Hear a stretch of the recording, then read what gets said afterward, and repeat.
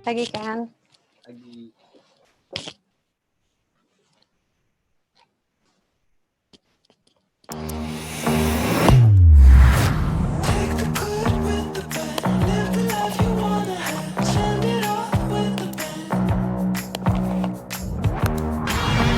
It's looking really good.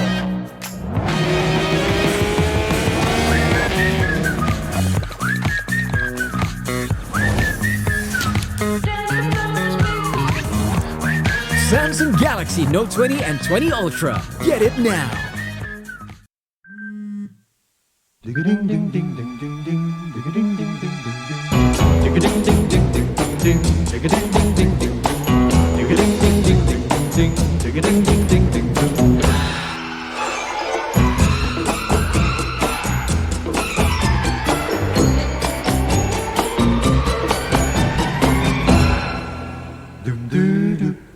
ding ding.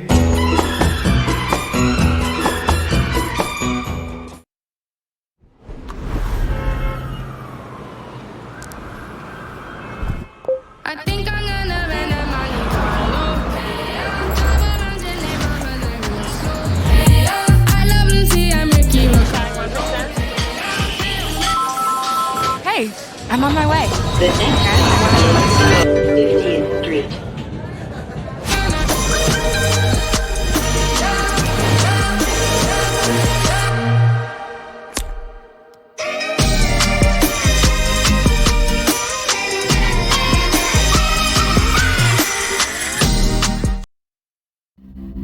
This is no ordinary innovation.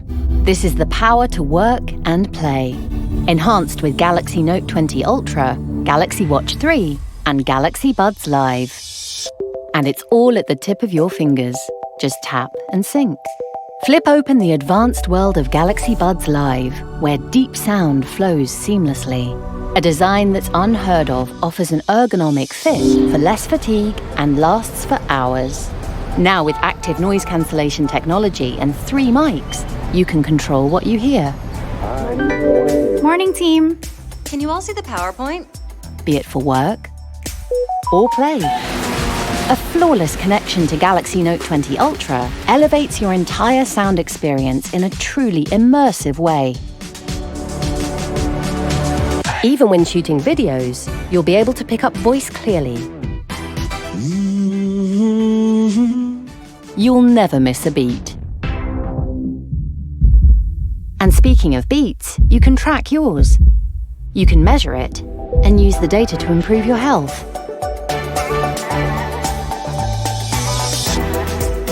The most advanced health monitor on a smartwatch, Galaxy Watch 3 lets you check the data on your phone and tracks your pace. Even on your TV.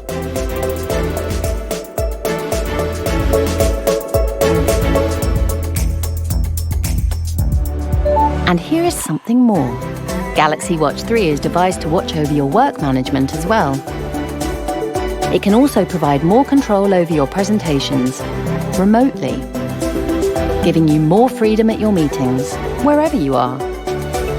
This is not just another smartphone experience. This is enhanced power to work and play.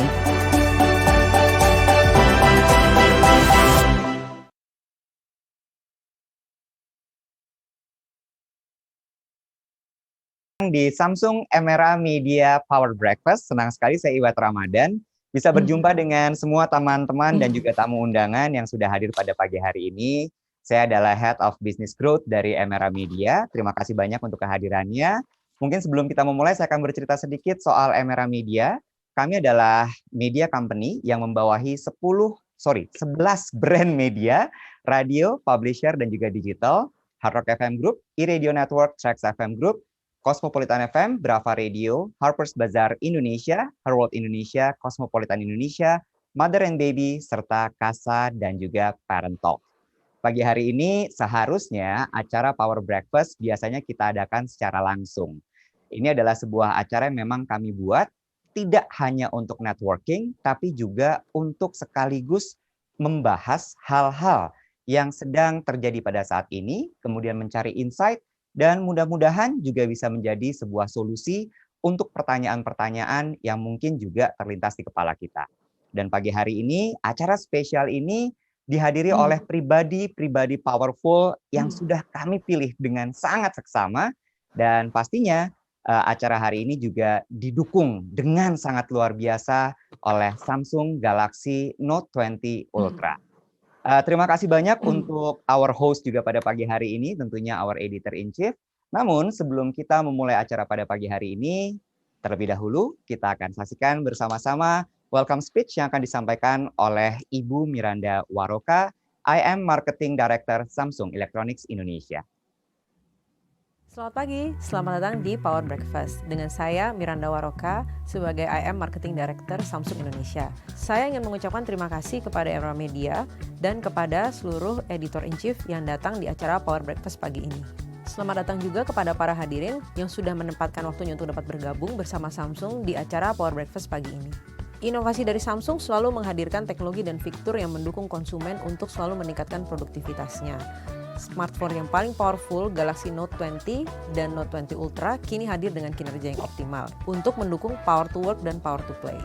Teknologi dari Samsung diperuntukkan untuk para life maximizer, teknologi yang dapat menunjang power to work dan power to play, terutama pada saat work from home yang kita jalani saat ini. Untuk mendukung produktivitas konsumen, kami menghadirkan rangkaian produk yang saling terintegrasi dalam Galaxy Ecosystem. Yang pertama adalah Galaxy Buds Live, earpiece yang dirancang dengan warna bronze, glossy dengan desain ikonik seperti perhiasan. Smartwatch dengan 3 pilihan warna yang timeless. Your healthy management is in your hand. Dengan semua keunggulan produk Samsung yang hadir bersama ekosistem yang lengkap, kami ingin membuat konsumen Indonesia menjadi powerful dalam semua aspek kehidupannya. Menjaga penampilan dan terlihat outstanding. Terus memiliki hidup yang berkualitas dan sehat. You will be smart, cool, productive, and healthy in your own way. So, terima kasih semua. Please enjoy the rest of Power Breakfast. Aku kembalikan kepada Mas Iwet Ramadan dan para host. Sampai bertemu di event Samsung selanjutnya. Terima kasih banyak Mbak Miranda. Aduh, saya nggak sabar sekali sebenarnya untuk bisa ketemu secara langsung. Cuma pandemi ini sepertinya masih memisahkan kita. Cuma untungnya ada Samsung yang menjaga semua hal ini supaya terjadi ekosistemnya dengan sangat terintegrasi. Mulai dari powerful Note 20 Ultra, kemudian juga Samsung Galaxy Active Watch sampai ke earbuds-nya, dan kemudian juga mungkin Samsung Galaxy Tab. Semua terintegrasi membuat sepertinya kehidupan online kita jadi lebih mudah saat ini. Satu hal mungkin yang perlu kita garis bawahi pada acara pagi hari ini saya mulai terlalu serius kayaknya ya, tapi nggak apa-apa lah. Karena sebenarnya ini banyak sekali pertanyaan yang ada di kepala kita. Dan kemudian juga kalau kita lihat kondisi negara kita mungkin atau mungkin di dunia, tidak hanya di Indonesia, itu masih dalam keadaan yang sepertinya semuanya serba tidak jelas.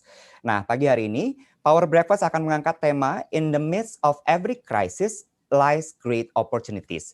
Bagaimana kita menangkap peluang di saat krisis, mengandalkan ketajaman intuisi bisnis, kreativitas, kekuatan networking, or simply keberuntungan. Nah, pagi hari ini kita sudah pilih pribadi-pribadi yang sangat luar biasa, namun sebelumnya saya akan perkenalkan terlebih dahulu perempuan-perempuan hebat yang pastinya membuat Emera Media selalu berjaya, our editor-in-chief. Kita panggilkan bersama-sama editor-in-chief kita. Selamat pagi Mbak Ria Lirungan dari Harper's Bazaar Indonesia, Mbak Shantika Warman dari Her World Indonesia, dan Felicia Tunggawan dari Cosmopolitan Indonesia. Hai, selamat pagi Mbak. Pagi, hai teman-teman semua, terima kasih udah hadir. Ini pagi hari ini Powerful Breakfast kita tidak seperti biasanya. Harusnya kan kita, kalau tadi aku bilang pas briefing adalah ini biasanya kita main mata, langsung lempar-lemparan. Tapi di sini nggak ada bisa main mata sama sekali. Ruangannya aja beda-beda semua. Beda-beda. Beda-beda. Bergantung dengan teknologi hari ini. Bergantung dengan teknologi, tapi nggak apa-apa. Kita coba untuk maksimalkan lah ya apa yang kita punya, tapi tetap bisa mendapatkan insight dan juga pastinya bisa mendapatkan solusi-solusi dari pertanyaan-pertanyaan selama ini. Mungkin aku akan sapa dulu tamu-tamu kita, boleh ya Mbak-Mbak sekalian ya? Iya, silakan. Ya. Oke. Kalau kita bicara tadi soal pandemi yang memang serba tidak jelas dan kemudian bagaimana kita menangkap peluang-peluang yang ada di sekitar kita, saya merasa teman kuliah saya, ya perlu saya garis bawahi, kita hanya terjeda satu nomor urut saja. Didit Maulana sangat bisa melihat peluang yang terjadi dan dia berhasil membuat IKAT Indonesia tetap berada di posisi teratas. Selamat pagi Didit Maulana. Selamat pagi Iwet Hai, Dit. Ramadan nomor 85. 8586. Didit dengan IKAT Indonesia berhasil membuat care package yang kemudian juga kita lihat ada di mana-mana sekarang. Nggak cuma itu ya Dit ya, tapi juga ada sajadah ya kalau aku nggak salah waktu menjelang Lebaran kemarin ya. Iya, terus kemudian juga Didit aktif sekali menjadi coach untuk UKM-UKM di Indonesia dan juga perajin-perajin baik itu tenun maupun juga batik. Gitu ya Dit ya? Betul. Apa yang Didit lihat waktu itu sampai akhirnya bisa terpikir untuk bikin produk-produk baru seperti itu? Oke, jadi thank you nih udah diundang ya MR Media ke Power Breakfast with Samsung. Jadi waktu itu awalnya saya tuh berpikir bahwa ini cuman 2 minggu lah, 3 minggu selesai gitu, seperti flu burung lah gitu ya. Jadi tidak pernah ada kekhawatiran yang gimana-gimana. Tetapi menginjak minggu ketiga ternyata tidak selesai-selesai, bahkan menjadi pandemik dunia. Akhirnya di situ kita berpikir ya secara tim gitu ya, karena sebagai leader kan kita nggak boleh kita harus bisa melihat dari eagle eye view gitu ya. Bagaimana caranya kita bisa menguasai keadaan sekarang gitu dan tanpa membuat keadaan menjadi lebih buruk lagi, terutama di internal tim. Nah, waktu itu untuk IKAT Indonesia kami melakukan berbagai macam breakthrough melalui produk-produk ya. Jadi waktu itu yang kita lihat sebenarnya adalah mengidentifikasi masalah yang terjadi karena waktu itu kecenderungan orang untuk berbelanja produk-produk fashion kayaknya waktu itu awal-awal tuh agak-agak sulit gitu. Sehingga bagaimana caranya kita bertahan adalah dengan memunculkan produk di mana demand-nya ada. Waktu itu sampai sekarang sih ya, yaitu kit tadi ya yang Iwet bilang. Care package. Care package itu. Nah, itu akhirnya kita jual itu dan intinya adalah visinya kita pingin agar si pengrajin-pengrajin tetap bisa bekerja gitu. Nah, dengan modal yakin dan niat akhirnya kita bikin launchingnya dan alhamdulillah kita kerjasama akhirnya dengan berbagai korporat sih yang maksudnya banyak gitu ada yang 1.000, 5.000 gitu Nah, itu membuat si pengrajin lurik dan tenun tuh masih bisa berkarya sampai sekarang gitu. That's very nice. Very nice. Dan akhirnya juga waktu itu bikin awalnya sih gara-gara di Instagram ya berbagi masalah gimana mengatasi hal ini segala macam lewat IG Live. Akhirnya orang-orang banyak minta di save dong jadi IGTV. Nah akhirnya waktu itu banyak banget yang view rata-rata 200.000 dan terus pada bilang kenapa nggak bikin kelas khusus untuk pelatihan mentoring untuk UMKM. Nah akhirnya kemarin dari mulai bulan Maret ya sampai sekarang kita bikin itu program webinar ya khusus untuk UMKM pelatihan dari mulai menjadi entrepreneur sampai akhirnya dia bisa istilahnya riding the wave yang ada gitu ya masuk ke era digitalisasi itu sekarang kurang lebih udah 3.000 orang yang ikut. Keren. Luar biasa. Nanti kita lanjutin lagi ngobrolnya Dit ya. Karena aku mesti nyapa lagi tamu yang lain. Selanjutnya adalah aku mau menyapa Ibu Simpirwati. Beliau ini adalah Country Manager Louis Vuitton Indonesia dan juga Malaysia. Selamat pagi Bu Simpir. Pagi, halo pagi semuanya. Sehat Bu? Sehat. Puji Tuhan, alhamdulillah. Nanti kita akan lanjutin ngobrol lebih dalam lagi ya Bu ya. Sip. Thank you banget udah diundang juga hari ini. Sama-sama sudah mau meluangkan waktu Bu Simpir. Pagi-pagi udah impress dengar ceritanya Mas Didit nih. Iya banget. Oke, dan selanjutnya kita mau menyapa juga, wah ini adalah satu produk yang juga lagi digila-gilai sepertinya. Dan di masa pandemi ini memang kesehatan menjadi satu, bukan opsi ya, tapi adalah pilihan utama dalam hidup. Kita akan ngobrol juga dengan Sinta Nurfaiza dari Lemonilo. Selamat pagi Sinta. Halo Mas Iwat. Hai, apa kabar Sin? Baik Mas. Kamu di tengah pandemi juga banyak sekali launching produk baru kayaknya Lemonilo ya? Iya, betul sekali. Luar biasa banget. Oke, nanti akan kita lanjutkan lagi ngobrol-ngobrolnya. Terima kasih banyak untuk kehadirannya ya, Sinta ya. Sama-sama.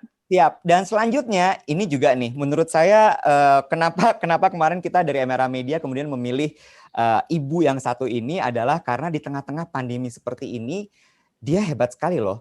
Mau membuka sebuah mall besar. Kita langsung sambut saja Jessa Setiabudi, Deputy GM Leasing Asta District 8. Selamat pagi, Jess. Pagi semuanya. Hi, good morning. Morning, thank you so much. Aduh, I'm so honored ketemu senior-senior retail di Indonesia. Banyak muka-muka yang aku selalu angkat topi, media juga. Tapi ya, harus tetap semangat kita semua karena ada Sean juga, congratulations di depan muka kita persis kamu bukanya. Thank you so much. I'm very excited to be part of this Powered Breakfast. Thank you so much, Jess. Thank you. Dan kemudian juga, wah, yang ini nih satu lagi nih, ini juga hebat sekali. Mimpinya adalah membuat bagaimana warteg-warteg di Indonesia menjadi berdaya. Tapi yang juga sangat hebat sekali adalah persistence-nya untuk bisa membangun ekosistem warteg di Indonesia. Dan juga bagaimana dia mau empower mereka, akhirnya juga di grant funding baru-baru ini. Dari wahyu.com, ini ada Peter Scherer. Selamat pagi, Peter. Halo pagi, Mas Iwet, apa kabar? Kabar baik. Udah lama nggak ketemu ya? Banget. Congratulations loh, dapat funding ya Wahyu ya? Puji Tuhan, lagi pandemi gini masih dapat funding, lumayan. Ceritain Halo dikit. Mbak Ria, udah lama nggak ketemu Mbak Ria. Hai Peter. Hai. Terakhir Peter, kita masih duet di augmented reality. Yes, Iya, ini first augmented reality yang dilakukan untuk magazine waktu itu. Yes, Belum ada magazine yang waktu itu dilakukan dan Mas Peter yang bantu. Wah, such an honor. Thank you for having me ya di sini Power Breakfast. Thank you. Good to Peter, see you mungkin boleh again. ceritain sedikit secara singkat. So what is wahyu.com sebenarnya? So Wahyu kita membantu para pemilik warung makan tradisional. Tapi sebenarnya nggak cuma warteg ya, warung makan tradisional kan banyak banget. Ada warung sate, bakso, warung kopi dan sebagainya. Nah, kita percaya sebenarnya teknologi bisa membuat hidup mereka jadi lebih mudah gitu. Setelah kita tahu bertahun-tahun hidup mereka gitu-gitu aja, nggak ada kemajuan dan bahkan cenderung mereka kecapean gitu. Dan kita pengen supaya mereka ini naik level. Kita pengen supaya keluarga mereka maju, mereka lebih sejahtera, dan harapannya supaya mimpi-mimpi mereka ini tercapai. I see. Karena banyak dari mereka bermimpi aja nggak berani, karena mereka merasa orang tua mereka pemilik warteg, anaknya juga bakal jadi pemilik warteg. Jadi mereka nggak berani bermimpi untuk menjadi seseorang gitu. Nah, kita hadir supaya mereka nih punya masa depan yang cerah. Makanya kenapa wahyu.com ini kita warnanya kuning supaya mereka punya masa depan yang cerah gitu, punya pengharapan gitu akan sesuatu. Oke. Dan seperti layaknya mendapatkan wahyu ilahi gitu ya. Itulah sebabnya kenapa namanya Wahyu. Oke, thank you Peter for coming ya. Terima kasih banyak sudah meluangkan waktu. Dan kemudian masih juga soal kesehatan yang sangat penting sekali. Sepertinya olahraga juga menjadi satu pilihan hidup dari pribadi yang satu ini. Kita langsung sambut saja Fajar Putra atau mungkin yang lebih dikenal sebagai Pen Yoga Star. Selamat pagi Fajar. Pagi Mas Iwet. Namaste. Apa kabar ya?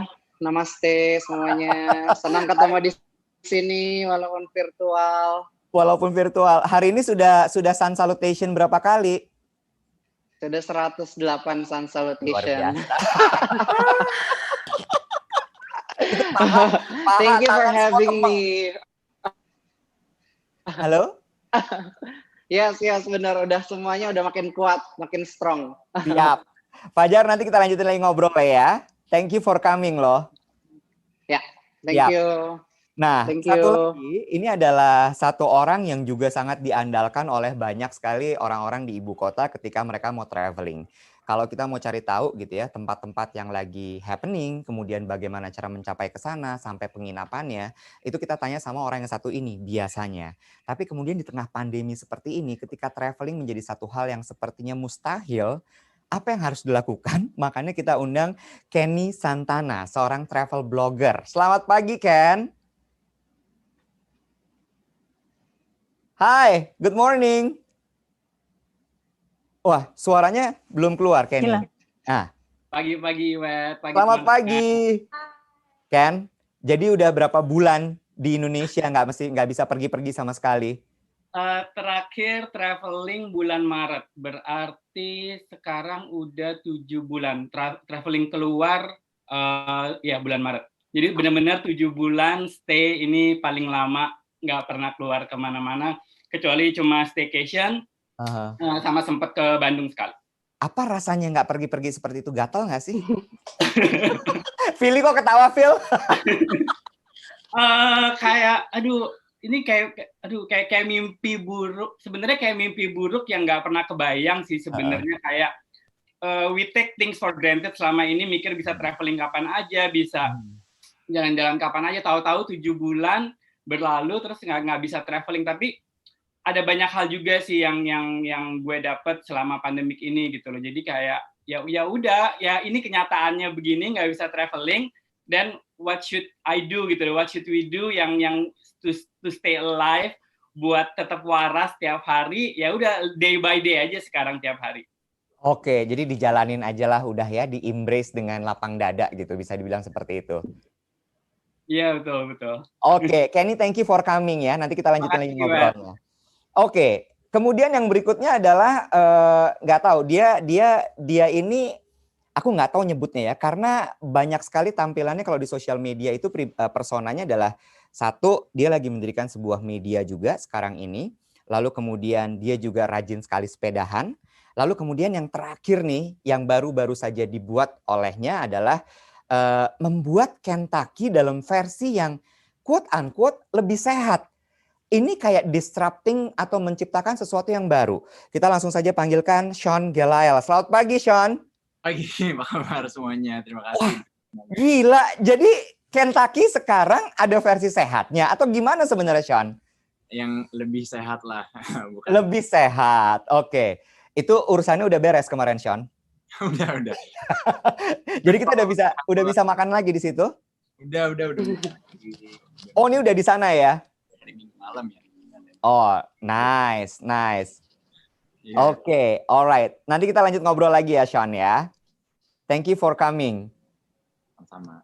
Oke, nah next-nya ini adalah sebenarnya yang juga saya udah tunggu-tunggu untuk bisa ngobrol dengan beliau. Karena apapun yang terjadi di Indonesia, terus kemudian bagaimana kita membuat berbagai macam perubahan, kalau tidak dibantu oleh pemerintah tentunya ini semua tidak akan bisa terjadi gitu. Nah, pagi hari ini kita juga mengundang dari Kementerian Keuangan Republik Indonesia, Bapak Justinus Prastowo, staf khusus Kementerian Keuangan Republik Indonesia. Selamat pagi, Pak Justinus. Selamat pagi, Mas Iwet. Pak, terima kasih banyak sudah menyempatkan waktu untuk datang ya, Pak. Sama-sama, saya senang bisa ngobrol dengan teman-teman semuanya. Sudah kebayang ya, Pak, profil-profil yang akan ngobrol sama kita pagi hari ini? Semua luar biasa. Iya, dan pastinya udah kebayang juga pertanyaan-pertanyaan akan ditanyakan oleh mereka dong, Pak? Iya. Udah. Pak, tapi sebelum kita mulai, mungkin dikasih gambaran secara garis besar dulu, Pak. Kondisi Indonesia saat ini tuh sebenarnya seperti apa, Pak? Ya, terima kasih Mas Iwet. Memang kita semua menyadari, mengakui, bahkan tidak cuma Indonesia, banyak negara juga sedang mengalami hal yang sama. Dampak pandemi sangat luar biasa. Ibaratnya kan kita itu akhir 2019 belum mati kembang apinya gitu kan, pergantian tahun baru, tiba-tiba ada COVID dan tidak terbayangkan dampaknya luar biasa. Pertumbuhan ekonomi kita kuartal 2 langsung turun menjadi 2,97% dari yang biasanya 5%. Lalu kuartal 3 itu kita juga tumbuh negatif. Kemungkinan nanti kuartal 2 malah sudah negatif ya, 5,38%. Kuartal 3 meskipun negatif sudah mulai meningkat menjadi antara 2-1%. Jadi ini struggle banget buat Indonesia, buat kita semua. Pemerintah juga sadar tidak mudah dan harus bekerja sama, berbagi beban istilahnya. Jadi ini yang diharapkan kita bisa mengatasi pandemi lebih cepat sehingga ekonomi bisa segera bangkit dan pulih lagi, Mas Iwet. Oke. Tapi Pak, kalau kita ngomongin soal kondisi sekarang gitu ya, langkah-langkah yang akan dilakukan oleh pemerintah sebenarnya, atau mungkin sudah dilakukan oleh pemerintah untuk membantu menstimulus kondisi supaya lebih kondusif. Ya, langkah pertama waktu itu kita ingat ya awal-awal kita sempat gagap, sempat tidak siap menghadapi COVID ini. Tapi akhirnya pemerintah juga bisa merespon dengan cepat. Waktu itu terbit Perpu 1 2020. Itu landasan hukum yang memungkinkan pemerintah bisa bekerja dengan cepat. Karena Perpu itu kan mengatur satu, fokus pada kesehatan. Kedua, kita fokus kepada jaring pengaman sosial untuk menyelamatkan warga yang terdampak. Ya. Yang ketiga, kita fokus kepada stimulus ekonomi, terutama buat para pelaku UMKM. Itu yang dilakukan, dan kita belajar cepat sehingga ada refocusing, realokasi anggaran, semua bekerja. Pemda-pemda itu yang biasanya bekerja agak pelan, menunggu tengah tahun begitu, bisa melakukan realokasi sendiri lebih dari 60 triliun. Mereka hemat dan cadangkan untuk menangani COVID. Lalu yang luar biasa juga, pemerintah pusat bisa mengalokasikan 4,2% dari PDB, itu sekitar 695 triliun untuk biaya penanganan pandemi ini, mulai kesehatan, PDB itu ya, maaf Pak, PDB korporasi. Ya. PDB itu adalah pendapatan produk daerah domestik bruto, itu domestik. kue ekonomi kita begitu. Oke, siap. Jadi konsentrasi pemerintah adalah memang sekarang pada saat ini adalah memang untuk pemulihan ekonomi dan juga pemulihan COVID-nya, gitu ya Pak ya, kurang lebih ya. Betul, kita lakukan beriringan, meskipun kesehatan prioritas, tapi tidak mungkin kita ini mengabaikan ekonomi. Istilahnya jangan sampai orang itu tidak terpapar COVID, tapi terkapar karena ekonomi. Maka kita mesti jaga dua-duanya. Siap. Oke, Pak Justinus, nanti obrolan akan kita gali lebih dalam lagi karena kita akan segera mulai saja. Oh, ini dari tadi udah dimulai sebenarnya. Tapi ini sepertinya host kita juga udah nggak sabar pengen ngobrol juga. Mbak Ria, aku akan persilakan Mbak Ria dulu kali. Mungkin Mbak Ria bisa kasih sedikit insight atau mungkin juga pandangan atau mungkin ada suatu unek-unek yang ingin disampaikan dari Bazar Indonesia gitu atau yang ingin didiskusikan. Silakan Mbak Ria. Ya, selamat pagi sekali lagi. Kita semua sama-sama menghadapi terutama disrupsi yang luar biasa. Media juga sangat terdampak. Mungkin ini adalah dampak terbesar yang pernah saya alami selama sepanjang karir saya. Ini adalah yang mungkin dan yang paling jelas adalah retail terutama dan media terutama untuk luxury itu mungkin baru pertama kali ini terasa paling berat gitu. Nah, saya makanya ingin berbincang dengan Ibu Simpirwati, di mana kita sering bekerja sama dan kita saat ini juga sama-sama merasakan disrupsi ini. Dan saya ingin tahu sih sebenarnya kita semua sama-sama belajar dan makanya kenapa topik ini kita angkat karena kita bisa belajar banyak. Dan sebenarnya kalau kayak media kita bahkan bisa mendapatkan blessing dari ini. Jadi kalau kita mau lihat positif, perkembangan digital Hafiz Bazar itu malah meningkat di saat ini. Nah, saya juga percaya bahwa kita sama-sama semua belajar dan kita bisa mengambil hikmah dari era ini. Saya pengen tahu, makanya saya pengen tanya sama Ibu Simpirwati sebenarnya what have you learned from this pandemic dan from your perspective gimana sih yang akan datang terutama di 2021 ini dan apa aja sih prospeknya tuh apa aja gitu dan possibility dan opportunity-nya apa aja. Oke. Thank you Ria, sekali lagi selamat pagi semuanya, senang banget bisa gabung hari ini ya. Mungkin kayak tadi yang mungkin sudah disebutkan oleh para partisipan juga ya, kayaknya kita semua ke-distract banget gitu waktu bulan Maret kemarin tiba-tiba dari sisi retail kita mesti tutup toko dan kita cuma dikasih waktu kayaknya kurang dari 1 minggu gitu, kita mesti tutup toko gitu. Dan buat kita, I think our first priority waktu itu adalah bagaimana kita bisa make sure karyawan kita semua tetap tenang, terus mereka merasa juga everything will akan berjalan, maksudnya tenang kalau perusahaan akan tetap bisa menjaga stabilitas seperti itu. Dan saya ingat banget waktu itu kita melakukan perombakan yang cukup drastis dalam waktu lumayan singkat dan puji Tuhan semua boleh dibilang berjalan dengan lancar dengan support dari teman-teman di office, di toko gitu. Dan selama 7 bulan terakhir ini ya kayaknya kalau dari saya pribadi saya bilang kita udah lagi move on nih, udah nggak lagi ngomongin survival lagi, tapi sekarang udah lagi ngomongin gimana ya supaya kita bisa perform. Seperti itu.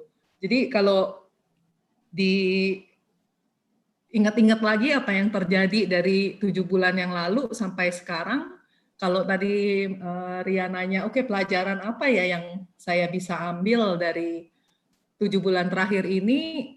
Kalau saya lihat mungkin yang paling penting yang saya rasakan adalah relationship ya. Relationship. Jadi hubungan kita dengan rekan kerja, dengan third party, vendor, dan lain sebagainya, juga hubungan pribadi, keluarga, ya teman, ya kan. Buat saya itu benar-benar pelajaran yang saya ambil banget, karena tanpa adanya relationship, kok kayaknya kita berasa sendirian gitu. Dan karena dengan adanya relationship yang mungkin yang kita udah bangun dari dulu, ya kan. Mungkin kalau nggak ada pandemi kita nggak gitu berasa gitu ya. Tapi begitu ada pandemi kayaknya wow gitu ya. Gimana caranya kita bisa menggalang teman-teman di kantor, di toko. Ayo kita mesti tutup toko nih 2 hari lagi ya kan. Kita mesti planning operation toko mesti dirubah total. Kita punya call center mesti langsung di set up untuk call center dari rumah ya kan dalam waktu dekat gitu. Jadi kayaknya dengan adanya relationship yang kita udah bina dan kita terus bina, itu yang membantu kita untuk bisa survive dalam 7 bulan terakhir ini gitu. Dan the other thing juga saya lihat penting sekali komunikasi yang jelas ya, karena apalagi dari para leaders ya, karena kalau enggak kan tim kita yang di toko mungkin mereka juga berpikir-pikir nanti besok kita gimana ya gitu ya kan, minggu depan mau buka toko gimana ya gitu, kalau nggak ada klien datang kita mesti ngapain ya gitu ya kan? Jadi kayaknya komunikasi mesti jelas, mesti open. Dan yang saya pelajarin juga kadang-kadang it's okay to be vulnerable gitu, karena kadang-kadang kita juga bisa merasa kok kayaknya ini hari kayaknya ada yang something wrong gitu. Cuman enak kalau kita memang udah punya membina hubungan baik, komunikasi bisa open, kita juga jadinya akhirnya bisa saling berbagi gitu. Jadi apa yang kita ngerasakan berat itu jadinya lebih ringan sedikit lah. Gitu. Dan hal terakhir yang saya banyak rasakan pelajarannya dalam 7 bulan terakhir ini adalah kayaknya pandemi ini dengan kita di rumah secara nggak langsung ada kebiasaan-kebiasaan baru, habit-habit baru yang saya mulai jalankan, dan saya rasa itu membantu untuk memotivasi diri saya sendiri, membantu saya memotivasi tim saya supaya kita bisa lebih resilient lah gitu di situ. Dan saya percaya kalau good habit itu akan bring out the best of everyone gitu. Jadi ya mungkin itu ya tiga hal yang saya rasa benar-benar pelajaran saya. Is a simple thing ya kan, tapi kok kayaknya berasa banget gitu loh selama pandemi ini. Relationship, having a good communication dengan semua pihak, open komunikasi, dan juga melakukan kebiasaan-kebiasaan baru consistently lah gitu di saat-saat ini. Very nice. Okay. Terima kasih Simpir. Ya. Oke, Mbak Ria, mungkin nanti juga aku ngingetin lagi kalau teman-teman semua ada yang mau bertanya, saling bertanya, atau misalnya mau diskusi juga, silahkan loh, jangan malu-malu untuk bisa langsung sampaikan saja pertanyaannya. Ini selanjutnya aku mungkin akan lempar ke Mbak Shantika kali. Mbak Shantika, kira-kira ada yang juga ingin Mbak dibahas juga, silahkan Mbak Shantika. Ya, boleh. Saya take notes banget apa yang disampaikan oleh Bu Simpir tadi. Terima kasih Bu atas sharingnya, bahwa kita perlu punya relationship yang bagus, komunikasi yang terbuka, dan good habit itu nggak pernah bohong ya Bu ya, pasti akan menghasilkan sesuatu yang bagus. Setuju banget Bu Simpir. Tetap semangat ya Bu. Terima kasih, sama-sama. Ya. Aku sekarang juga mau tanya ke Mbak Shinta Nurfaiza. Sebenarnya banyak yang aku pengen tanyain sebenarnya. Boleh. Kita kan ibu-ibu nih ya, di rumah punya anak, tapi juga harus juga berkarya dan tetap produktif gitu. Aku lihat nih Lemonilo banyak meluncurkan produk-produk baru, program-program baru, tapi Mbak Shinta ini juga masih punya waktu yang bagus, quality time dengan anak gitu. Nah, kita ini yang sangat terdampak adalah juga manajemen waktu ketika kita work from home gitu.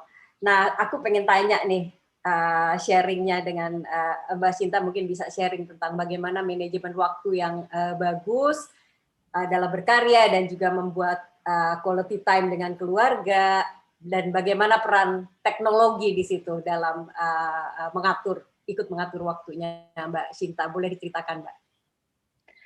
Thank you Mbak Shantika atas pertanyaannya, dan terima kasih kepada MRE telah mengundang saya di sini, dan halo kepada teman-teman semua, salam kenal.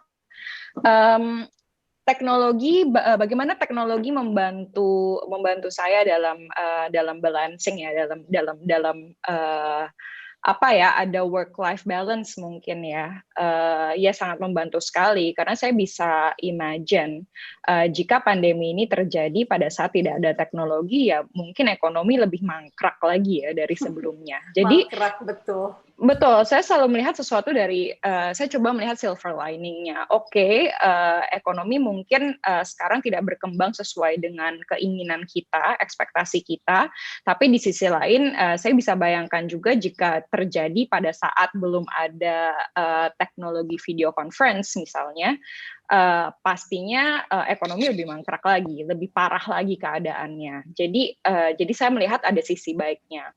Tapi mungkin sisi yang kurang baiknya adalah saya rasa semua di sini juga merasakan bahwa manajemen waktu itu sangat-sangat sulit ya. Jujur, bagi saya juga sulit awal-awal pandemi ini. Kebetulan kami di Lemonilo ada di industri yang cukup beruntung ya mungkin, karena kami merasakan significant growth. Kenapa? Ya mungkin kalau dulu kita itu melakukan edukasi untuk melakukan hidup sehat sangat-sangat berat gitu. Jadi nggak semua orang merasa hidup sehat itu sesuatu yang penting. Tapi kemudian dengan adanya pandemi ini justru semua orang all eyes on the healthy lifestyle. We want to be healthier gitu for our body. Dan that's why makanya kita melihat bahwa kita sangat beruntung, justru saat ini kita belum pernah let go satu orang pun employment, malah kita hiring a lot of people. Our employment saat ini mungkin kayak kita dari pandemi sampai sekarang mungkin saya ada kali tambah sekitar 80-90 orang. Wow. Dan efeknya apa? Efeknya jadi pastinya lebih sibuk. Waktu itu saya juga sempat ingetin ke asisten saya, ini kok bikin Zoom meeting dari jam 8 pagi sampai jam 6 sore nggak ada waktu ke toilet ya. Jadi nggak ada waktu ke toilet. Ya, saya bilang, tolong dong kasih saya waktu ke toilet, karena kalender saya kan dibuka buat semua orang. Jadi semua orang ngelihat kalender, kalender Mbak Shinta kosong nih, dimasukin aja. Kadang-kadang jam 12 siang sampai jam 1 juga saya minta waktu untuk makan, tiba-tiba saya pagi-pagi loh, kok ini udah ada jadwal meeting. Dan saya nggak enak juga kadang-kadang kalau saya cancelin, nanti dipikirnya Mbak Shinta nggak ada waktu buat kita, dan kemudian saya jadi bottleneck for the team karena ada beberapa hal yang masih harus saya putusin, dan kemudian akhirnya nggak bisa diputusin karena saya nggak ada waktu meeting sama mereka. Jadi gimana caranya untuk bisa punya manajemen waktu? Jujur sekarang ini saya juga masih belajar. Tapi kayaknya yang paling penting adalah satu, be aware of our mental health juga gitu, karena di rumah itu awal-awal bulan pertama saya ngerasa enak banget nih ya, saya bisa ngurus anak saya sambil kerja, tapi ternyata nggak juga Mbak, karena saya dikasih waktu meetingnya bener-bener tight banget, jadi saya ketemu anak saya cuma waktu lunch. Tapi kemudian saya pikir bagus juga, tapi saya masih bisa kerja di depan dia ya, jadi ya dibilang nggak bisa ngelihat dia, nggak juga. Jadi semuanya harus kita syukuri lah. Masih ada harus bersyukurnya bahwa kita jadi punya waktu lebih dekat dengan keluarga. Selama kita masih ada pekerjaan dan masih bisa berkontribusi ke orang lain, saya juga selalu merasa bahwa kalau kadang-kadang saya bangun tidur tuh saya berpikir, aduh gila hari ini panjang sekali ya, nggak ada toilet breaknya. Tapi kemudian saya pikir, aduh udah untung Tuhan masih kasih saya pekerjaan, masih kasih saya masih kasih saya kesempatan untuk berkontribusi. Masih untung Lemonilo bisa hire a lot of people di saat kemarin ada beberapa startups juga yang tutup, dan kemudian langsung HR kami menghubungi berbagai macam orang yang dikeluarkan. Jadi saya masih banyak bersyukur, dan salah satunya cara memanfaatkan teknologinya, kita sekarang juga membuka untuk employee kami expand the insurance quality, including mental health, memungkinkan mereka juga untuk counseling ya dengan psikiater atau counseling dengan psikolog supaya nggak terlalu stres, kira-kira begitu. Wah, hebat. Sebelumnya nggak ada ya program counseling ini? Sebelumnya nggak ada karena memang kita waktu itu juga company masih sangat kecil awal-awalnya, dan memang ya thank God, alhamdulillah dalam 2 tahun terakhir ini kami berkembang sangat pesat, dan kami selalu berpikir bahwa pada saat kami berkembang kami harus contribute back to our own people. Jadi our goal is to have the best insurance possible in the country for our people. Jadi setiap kali kita ada growth, kita selalu ngelihat package buat our people, is it the best in the market or belum gitu ya. Of course belum, masih ada yang di atas kami, tapi we want to give better insurance, better package to our people. Ya, congrats Mbak. Thank you. Ya, thank you. Wow, keren sekali. Ini sebuah cara yang sangat cepat gitu ya tanggapnya. Aku juga masih ingat dulu awal-awal Lemonilo baru muncul. Ada salah satu teman aku juga yang di Lemonilo bareng-bareng sama kamu ya, Sin ya. Oh, siapa Mas? Siapa? Joe. Oh, Joe is my co-founder. Yes, true, bener, dia cerita gila itu resilient banget. Emang beda Mbak Ria, Mbak Shantika, sama Philly sama kita. Kalau udah ngomongin soal startup itu mereka bener-bener gila banget fighting spiritnya ya, sama kayak Peter lah ya. Gerasa-gerusunya tuh kerasa banget gitu, tapi hebat sekali. Oke, Philly ada pertanyaan lagi nggak? Ada yang mau di ini nggak, Phil? Dibahas nggak, Phil? Tadi sesuai dengan yang Mbak Sinta juga sempat sounding ya, sempat mention tentang mental health gitu. Nah, kalau di Cosmo sendiri itu mungkin memang ya karena kebanyakan audiensnya juga lebih muda, lebih vokal gitu kalau di sosial media. Jadi aku ingat tuh waktu awal-awal pandemi itu Cosmo pernah posting, pasti udah pernah ada kalimat this is a pandemic, not a productivity contest gitu. Nah, itu waktu awal pandemi itu True. posting itu tuh banyak banget feedbacknya gitu. Nah, cuman di satu sisi ini kan kita masuk bulan ke-7 nih di pandemi ini. Kayaknya juga kalau kita nggak produktif sama sekali juga nggak mungkin gitu. Karena kan ya balik lagi ekonomi mesti jalan, hidup life must goes on gitulah.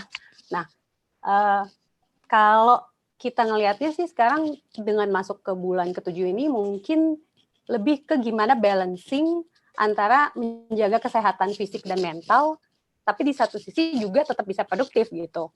Sebenarnya kan teknologi yang paling banyak kebantu ya, kayak kita sekarang inilah gitu. Kita bisa tetap, terakhir kita ngadain Power Breakfast itu tuh bener-bener sebelum pandemi. Aku ingat awal Maret kayaknya. Persis. Udah mulai dikit pandeminya. Baru dikit banget, itu aja kita udah parno gitu. Iya. Itu aja ya kan kita udah parno, tapi kita masih ketemu in real life gitu. Nah, sekarang akhirnya kita bisa ngejalanin lagi dengan bantuan teknologi. Tapi kalau ngomongin, mungkin aku mau nanyanya ke Fajar kali ya. Kalau misalnya ngomongin soal balancing productivity dan gimana biar mental health juga tetap terjaga. Sekarang ini kan banyak banget yang opt ke meditasi dan yoga gitu. Nah, kalau dari Fajar sendiri yang emang berkecimpung sebagai yoga instructor, challenge-nya apa sih Fajar di awal banget pandemi ini sampai akhirnya berjalan 7 bulan ini, challenge utamanya tuh apa dan penyesuaian dari kamu sendiri tuh gimana gitu? Karena kan orang kalau ngelihat Fajar mungkin mikirnya yoga instructor harus zen selalu gitu. Thank you, Gimana, Fili, pertanyaannya. Oke, jadi sebenarnya dalam 7 bulan ini sama kayak teman-teman tadi bilang, bahwa emang tetap walaupun aku yoga tiap hari, bermeditasi, tapi tetap ini bukan sesuatu yang mudah juga, karena kan aku juga punya usaha, yaitu Union Yoga. Jadi di mana Union Yoga tetap harus jalan, studio yoga aku, karyawan tetap harus terjaga semua, gitu. Jadi memang ada sendiri. Tapi mungkin kalau aku sebagai praktisi yoga, yang paling utama tuh adalah shifting dari biasa datang ke studio, ngajar secara langsung dengan ngajar sekarang di rumah gitu, virtual yoga class. Awal-awal aku agak pesimis sih tadinya ngajar secara virtual, karena kan aku mikirnya nanti mereka akan lebih ngerasa kurang puas atau kurang ngerasa energinya dapat gitu. Tapi surprisingly 7 months, habis 7 bulan ini, waktu aku bilang sekarang studio udah mulai buka lagi, kalau mau latihan di studio bisa, mereka malah memilih untuk virtual. Gitu. Jadi ternyata mereka bisa mengambil virtual itu ada enaknya juga, bahwa nggak kena macet perjalanan, terus di rumah mereka juga bisa langsung sambil ngurus anak, sambil setelah yoga bisa langsung ngapa-ngapain gitu. Jadi ternyata akhirnya shiftingnya itu telah terjadi gitu, bahwa dari tadinya yoga di studio, akhirnya sekarang sebagian yang private sama aku, akhirnya sekarang yoga di rumah gitu. Kalau untuk tapi terus yang menyenangkan lagi adalah dulu kan aku sering banget ngadain event gitu, kerjasama misalnya ngadain, mungkin aku sering juga ngadain nama Cosmo ya, pernah berapa ratus orang beryoga bareng, berapa ribu orang bahkan gitu. Nah surprisingly kemarin ini sekitar 3 minggu lalu ya, aku sempat ngadain yoga bersama dan itu 1.500 orang dengan bantuan teknologi. Wow. Jadi ternyata tetap bisa terrealisasi nih yoga rame-rame walaupun secara virtual, tapi tetap dapat hype-nya, serunya gitu, tetap dapat, dan itu ngebuat happy banget sih, dan gak nyangka bisa ada 1.500 orang yang mau join juga gitu secara virtual. Kalau terkait ke mental health, sebenarnya ada satu sih yang murid aku juga sering buat konsultasi sama aku, bahwa aku selalu bilang yang namanya dalam 7 bulan ini kita tuh nggak pernah up naik terus, kita selalu ada down-nya. Jadi itu kalian ngerasa pasti kadang-kadang lagi bagus, tapi ada harinya tiba-tiba kita ngerasa lagi low of energy, low mood-nya tuh lagi nggak se-oke biasanya gitu. Kalau misalnya aku selalu bilang it's okay untuk mengeluh gitu. Orang kebanyakan kayak harus kuat, harus bersyukur gitu. Aku tahu emang itu benar banget, kita harus bersyukur, tapi ada saatnya kita benar-benar juga harus mengeluarkan, aduh lagi lelah ya, lagi suatu hal baru banget nih buat kita gitu. Jadi aku selalu bilang keluarin aja, aku siap ngedengerin apa yang mau dikeluarkan gitu. Jadi jangan selalu berpikir kayak nggak boleh ngeluh sama sekali, harus selalu bersyukur. Aku tahu banget yang namanya ups and down dari yang namanya mental, tapi dibuat balance dengan bantuan olahraga, dengan bantuan yoga, makanan juga sangat berpengaruh buat mood gitu. Jadi banyak hal-hal yang bisa dibantu untuk itu. Tapi satu yang aku pesan, jangan ragu-ragu untuk mengeluh. Boleh mengeluh asal tahu batasnya dan tahu gimana untuk balik lagi, untuk bangkit lagi. Itu sih, Phil. Setuju. Jadi jangan sampai toxic positivity juga gitu ya. Betul, itu dia. Phil. It's okay not to be okay. It's okay. Nah, itu dia. Setuju banget. Lagi. Ini aku juga penasaran sebenarnya sama Sean sama Jessa, yang di saat pandemi seperti ini justru mereka membuka sesuatu yang besar. Maksud aku gini ya, pandemi ini rasanya tuh kalau dalam bisnis adalah lo bisa survive itu bagus banget gitu. Ini membuka sesuatu yang baru. Sesuatu yang baru itu kan artinya ada injection dana, lalu kemudian harus bikin marketing plan. Apalagi Jessa sama Sean ini bisnisnya adalah yang mengharuskan orang datang gitu. Apalagi Jessa. Sementara kondisinya masih banyak banget orang parno.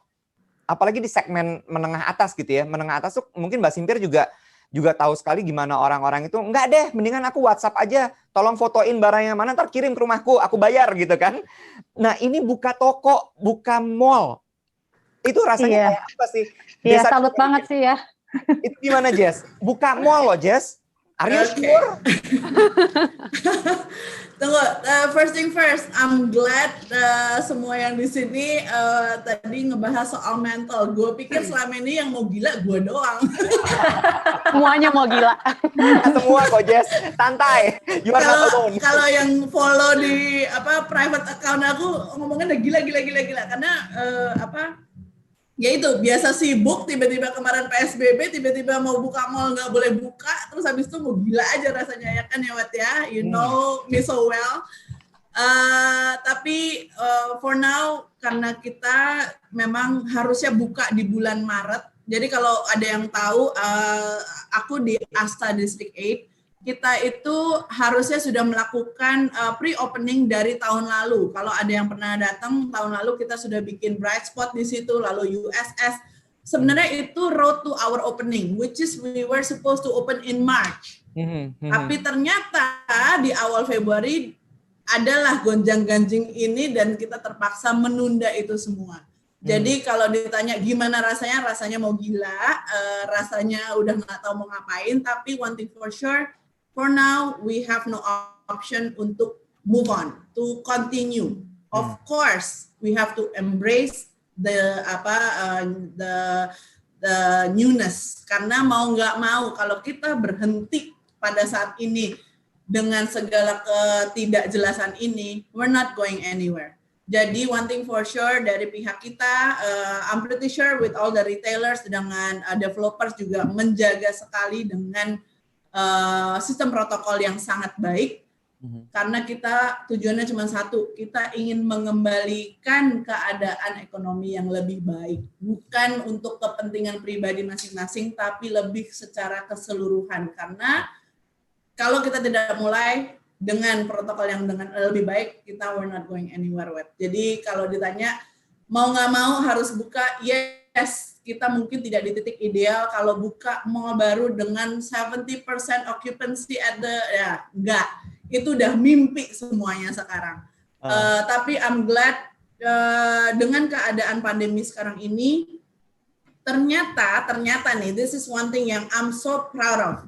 Banyak sekali local brand yang ternyata kuat, yang ternyata punya potensi besar. And this is something that we want to embrace juga. Kita tidak nggak lari dari international brand. Kita sudah terbiasa dengan international brand. Tapi dengan keadaan sekarang ini, ternyata local brand ada dan banyak sekali yang mempunyai potensi besar. Dan I'm sorry to say, sampai tahun depan kita masih diblokir dari negara-negara lain. So this is the right timing for us to spend di Indonesia untuk mengembalikan ekonomi itu. Jadi Asta pun sangat memberikan opportunity itu, kita menerima para UMKM local brand to come in with us untuk kerjasama yang lebih baik, karena kita tahu 1 tahun nanti kita nggak boleh kemana-mana, maaf yang suka traveling.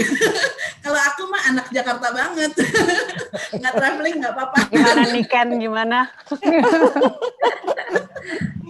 Oke, jadi di-embrace aja gitu ya, mau nggak mau harus Yes, dijalani. we have to embrace the newness sekarang ini, karena mau tidak mau, we just have to do it, karena kita tidak punya pilihan selain untuk moving on with the current situation right now. Oke.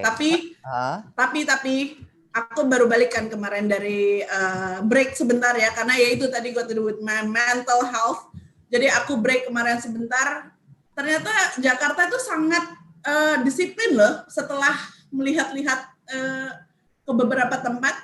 Kalau aku suruh traveling lagi sih sebenarnya jujur aku belum berani lagi kayaknya sekarang, karena ternyata baru di Jakarta yang benar-benar jagain protokol itu ternyata. Oke, alright. Nah, sekarang ke Sean. Makanan lagi Sean yang dibuka. Iya, sebenarnya kita juga posisinya mirip banget sama Jas ya. Emang juga kita di depannya Jasa sih ya, jadi sering-sering halo-halo juga di sini. Tapi ya, sebenarnya untuk KFC sendiri, untuk konsep Naughty by Nature ini memang udah in the thought process for around 2 years. Sebenarnya thought process itu dari sejak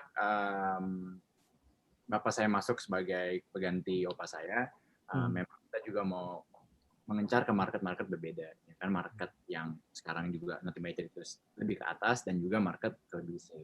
Jadi ya ada beberapa juga kalau kalian bisa lihat ada semacam KFC box yang kita bisa lihat di Stasiun Gambir dan lain-lain, dan juga salah satu proyek besar yang kita mau buat adalah bagaimana sih kalau kita buat KFC itu bukan hanya, karena kan di sini KFC itu tetap bukan cepat saji aja ya, tapi semacam apalagi kalau di daerah-daerah destination point for families to have lunch or dinner, right?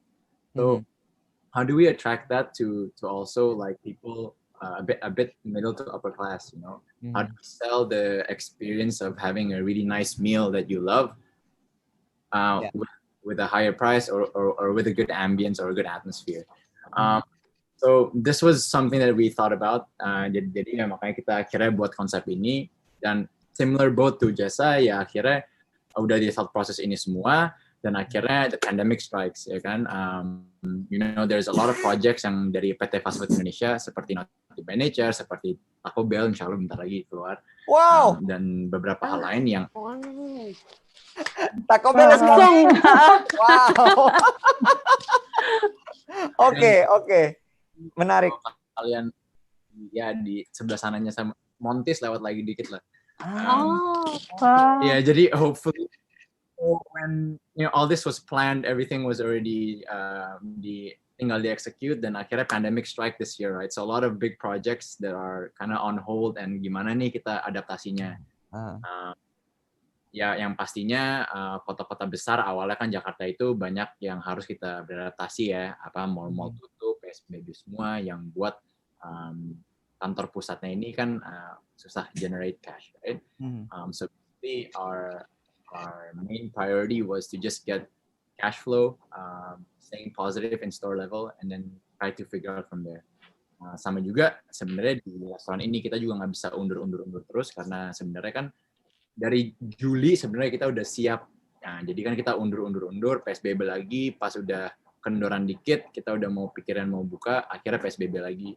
Jadi ya, in a way, it's also a good time to start for soft opening because it's such a brand new concept, right? It's the first KFC does not only it's like fast casual dining, right? So you sit down, you order, and you experience the restaurant, and you see the whole kitchen how they work. Jadi ya, in a way it's a blessing, but pas kita mulai juga mungkin orang karena udah akhir Oktober juga, orang juga udah tahu nih sebenarnya what are the risks of COVID, right? So they know how to adapt to it, dan mereka juga ada yang mau willing to come. And what's really a blessing or what's really humbling for me is benar-benar anak-anak Indonesia atau orang-orang Indonesia will do anything for food, which is unreal, gitu.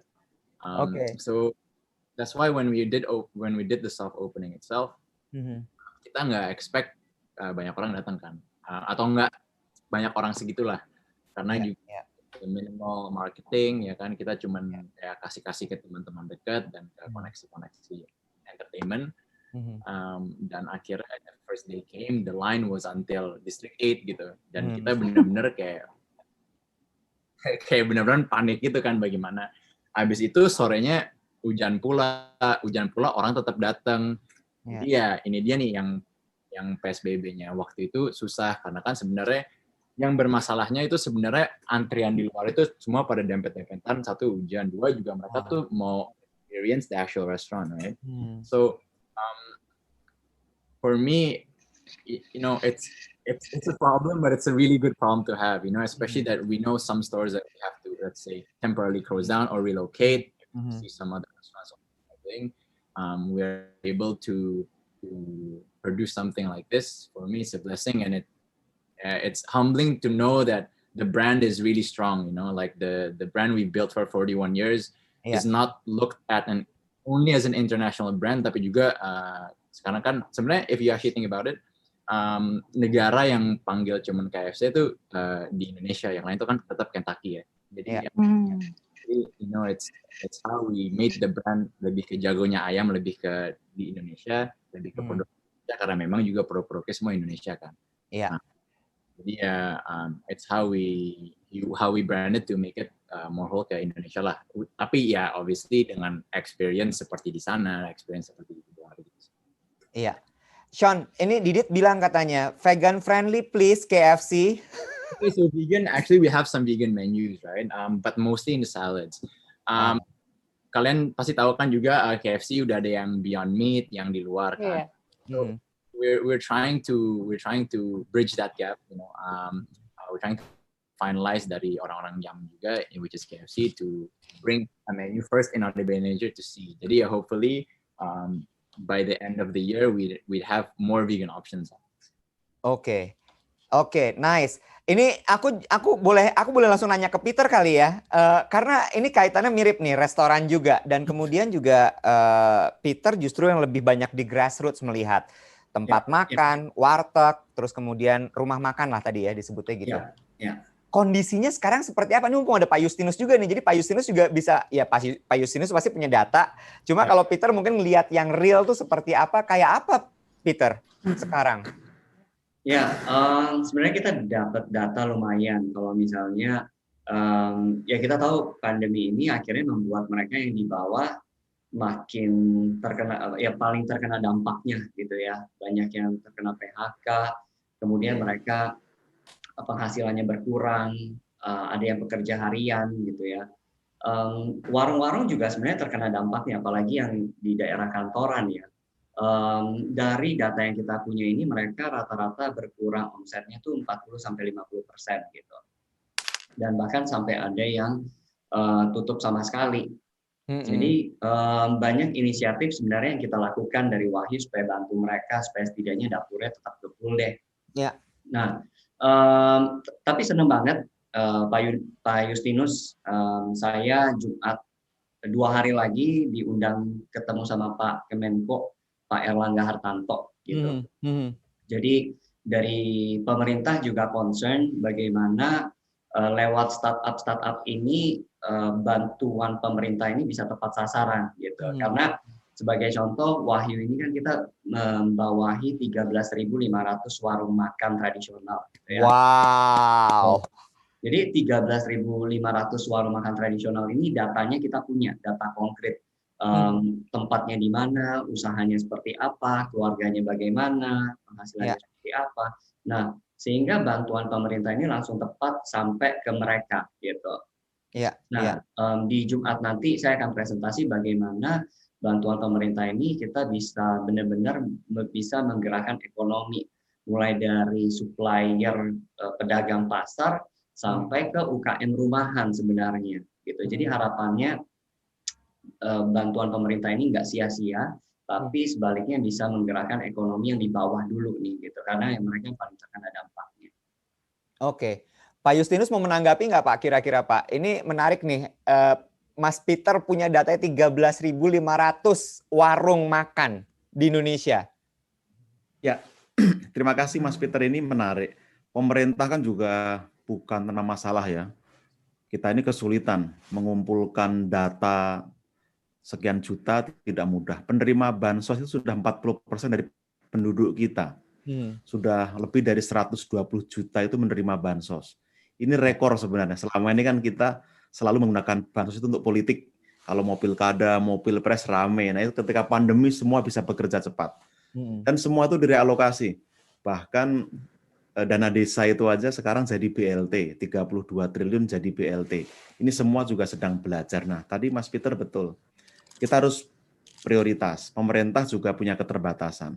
Kita juga mikir kemarin itu. Defisit kan hanya boleh 3% dari PDB kita. Kalau itu tidak diubah, pasti pemerintah melanggar aturan, melanggar undang-undang.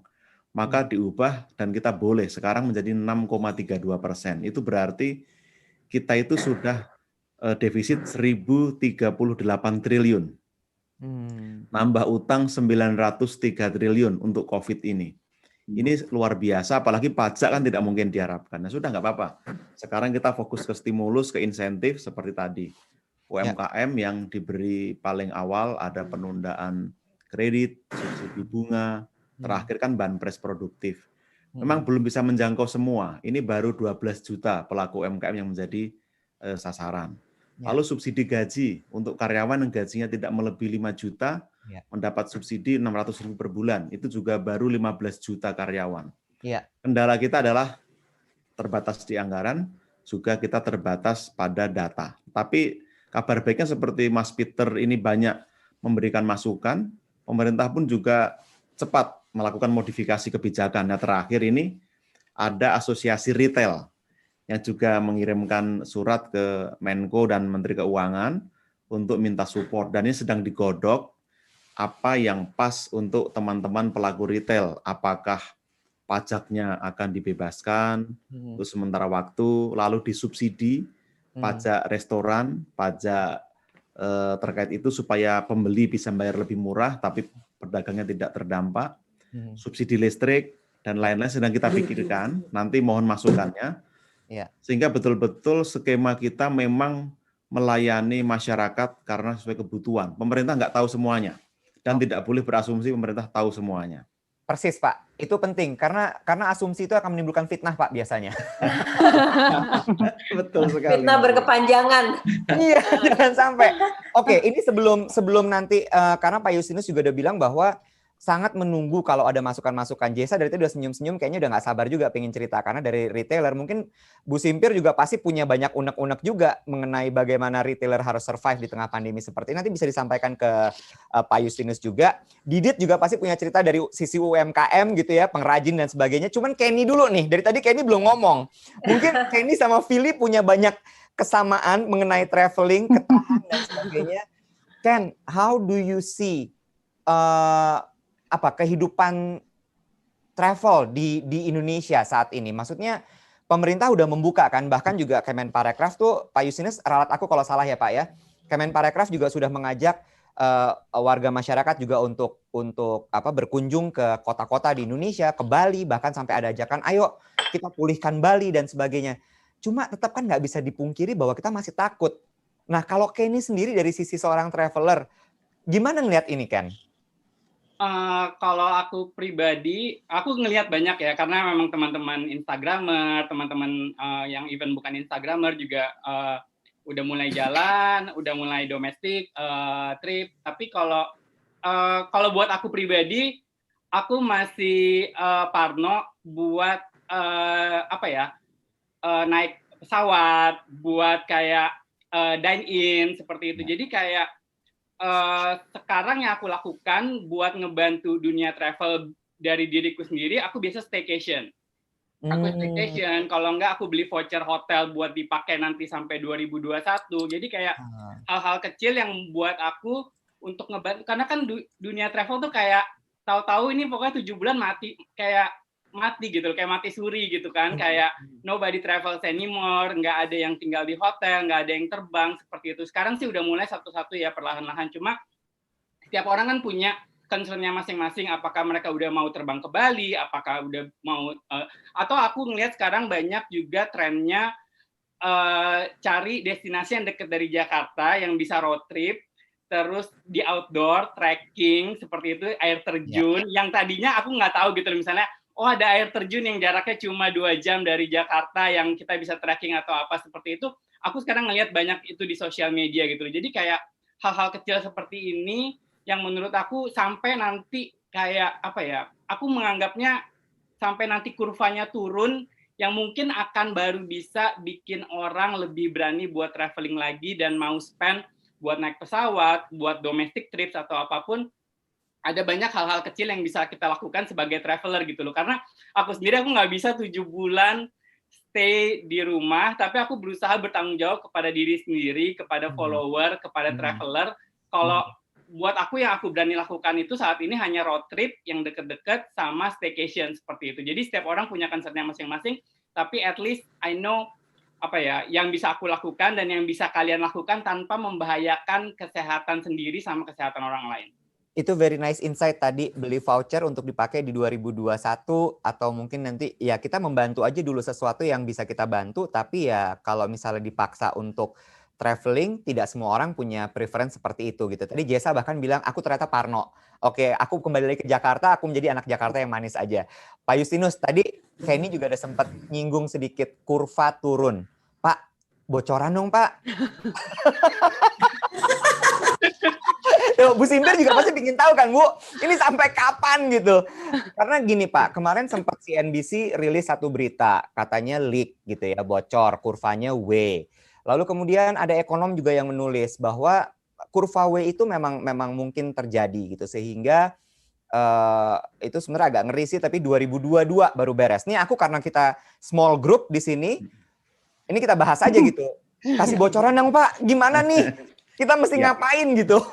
Ya, jadi game changers dalam pandemi ini memang vaksin ya, selain protokol kesehatan. Kita bersyukur bisa mendapat lebih cepat dalam konteks ketersediaan vaksin. Ketika nanti bisa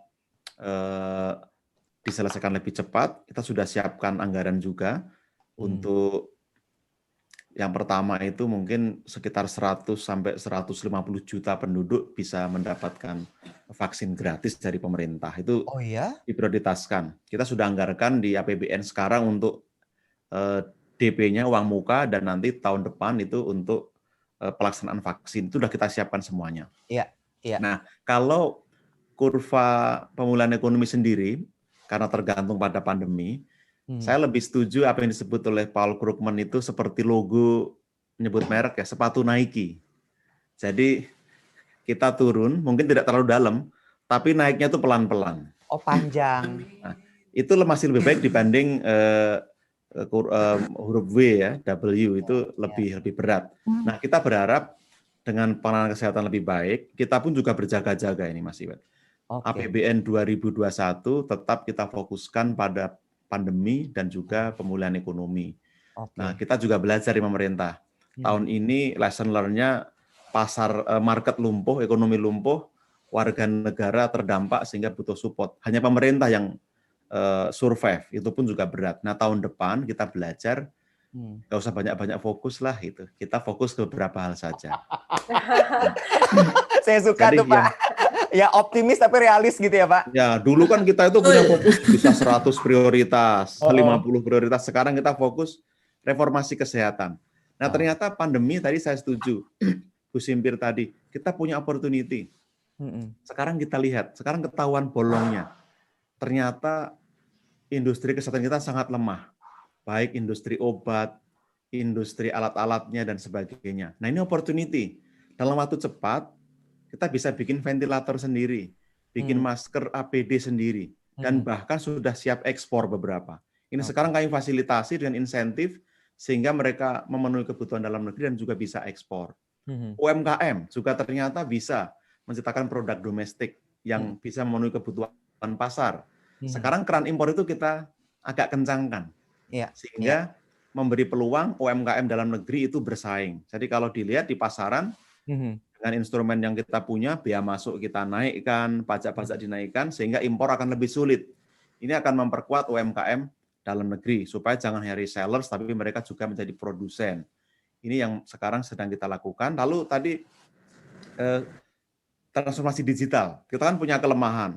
Work from home, study from home, IT-nya kurang mendukung. Tahun depan kita anggarkan 30 triliun untuk perluasan jaringan, untuk penambahan infrastruktur, sehingga fokusnya untuk kesehatan, pendidikan, UMKM itu akan betul-betul disupport dalam digitalisasi.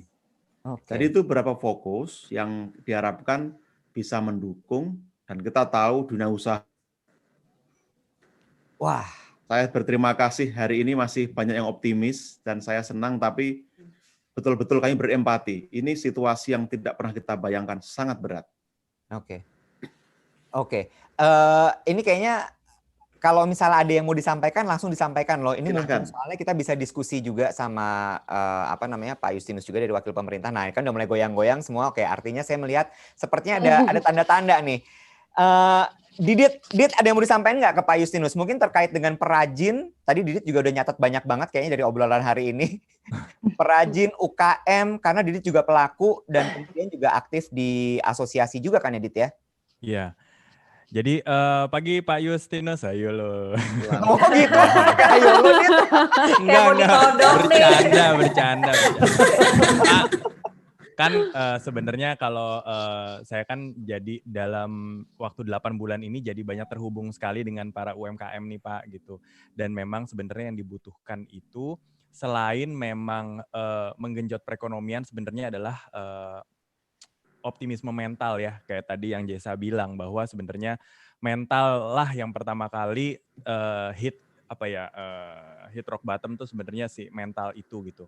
Nah sebenarnya adalah kalau menurut saya selain bansos, karena kalau bantuan secara ekonomi itu kan sifatnya sekali atau 2 kali ya Pak, mungkin maksudnya dalam arti kata dalam sebulan atau 2 bulan gitu. Nah sebenarnya yang sustain itu adalah ketika kita bisa sharing ilmu gitu ya. Dan kalau ada saya pernah baca nih, kasih satu orang makan ikan maka kamu sudah memberi dia makan 1 hari, tetapi berikan dia ilmu cara memancing ikan, maka kamu sudah akan memberi dia makan seumur hidup gitu. Nah, mungkin selain bantuan sosial, mungkin nanti juga dari pemerintah bisa memberikan seperti pelatihan-pelatihan gitu Pak kepada para UMKM yang tersebar di seluruh Indonesia. Dan setelah pelatihan itu satu pasti yang dibangun adalah yang kena tuh mereka nggak optimis lagi sekarang yang saya lihat, dan mereka itu ada ketakutan untuk mencipta karena nggak tahu demand-nya apakah masih ada atau enggak gitu. Nah makanya setiap kelas saya selalu kasih mereka penguatan gitu. Nah tetapi yang kami butuhkan juga ujung-ujungnya adalah bagaimana mereka memiliki platform untuk berjualan gitu, dan kan nggak semuanya itu terbuka secara digital Pak, karena nyari sinyal 3G atau 4G aja kalau di pedalaman susah. Mungkin kalau Bapak bisa mencolek-colek timnya BUMN, kalau Sarinah kurang lebih itu BUMN apa ya? BUMN bener.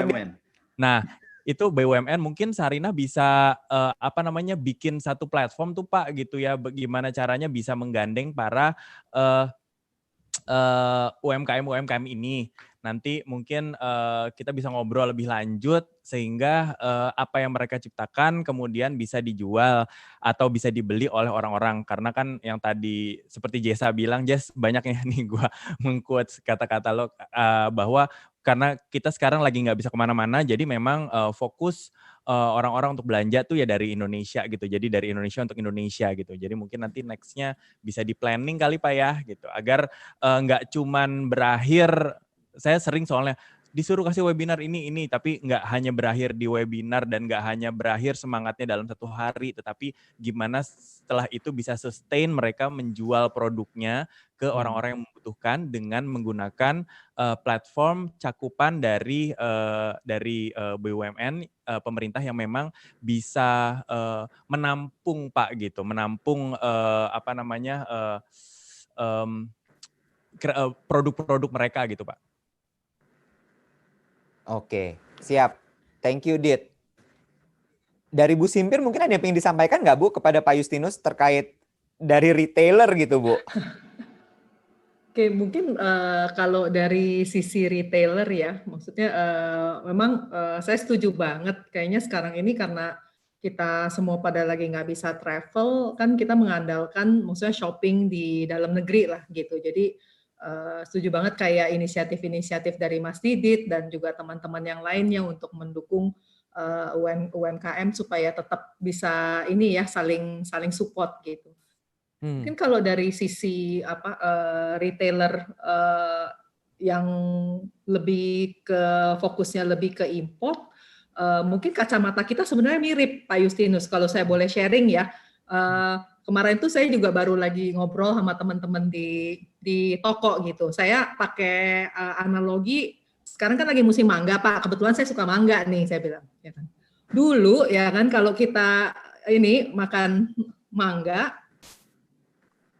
halo, kalau kita makan mangga itu kayaknya kok kalau mangga yang bagus-bagus kayaknya tuh pada larinya mungkin di Singapura, di Malaysia, di Bangkok gitu ya. Kita kalau mau beli mangga yang kualitas grade A itu mahalnya setengah mati. Padahal mangga itu produksi di Indonesia gitu. Ya kan. Jadi saya mengibaratkan itu kayak tahun-tahun lalu sebelum masa pandemi ini banyak sebenarnya opportunity bisnis apa mungkin kayak sales gitu yang lari ke luar negeri. Karena orang Indonesia kalau ke luar negeri nomor 1 tuh shopping duluan, Pak. Jadi hampir 70% kalau kita total pembelanjaan orang Indonesia, itu belanjanya di luar negeri.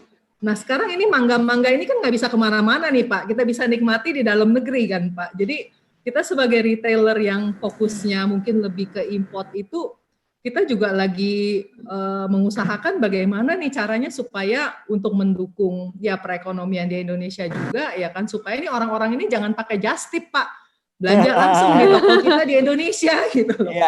Padahal just tip itu mahal Pak gitu. Mungkin kita juga mungkin minta dukungan juga ya dari pemerintah gitu loh untuk dalam hal seperti itu. Oke, ya kan? Dibuat Mungkin kebijakan gitu Ibu ya, Mbak, Jessa juga setuju juga kali ya, apalagi untuk mall yang baru buka gitu.